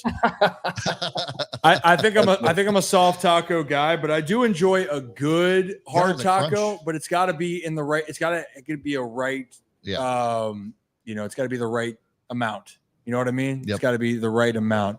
It's like the only hard tacos I'll eat anymore is if like they're flavored, the shells. Like if Taco Bell, when they had the Doritos Locos tacos, and I think they had the Cool Ranch tacos, we'll do it. Big soft taco guy now, though. Like, love when they're soft shells. Love when you can kind of either go with a hybrid, turn it into a taco or a burrito. Love the ability to do that. Whereas, like, with the hard shell, you're just, like, breaking it in half, and then it's terrible. Yeah, they're both good, man. Like, I just think I don't want a soft taco to get soggy. That's the thing. If it gets too runny, I don't like that. But a hard taco, it does the job. But a soft taco with the right mixture is great. You had a thought, Kevin? Hard. Oh, goodness. All right, let's go into this. So the reports, going back to this, the reports are coming back out that the Padres gave up a boatload. And I mean a boatload for guys. And a lot of their top prospects specifically are going in this deal. Right now, it's looking like we're pending a medical review. It is going to be that bullpen for the Padres looks unbelievable. But what I'm hearing is that they gave up Snelling, Mazer, and 2 other prospects. So that is their 2, their 4, and whoever else they gave up in that deal, Rip. So they gave up at least 2 top 5 prospects to get Scott. But they also, I believe, Rocco, there's a report that they got Brian Hoeing at the same time. Yes. So, man, you're talking about a team that's making some moves here. Wow. Can we pull up on where those guys ranked in the top 100 for MLB Pipeline so we can give a context here to what the deal looks like? Hey, Rip, Jim Bowden just put out the full trade. So according to him, it's do we have that tweet, by the way? Sorry, it's out on Twitter.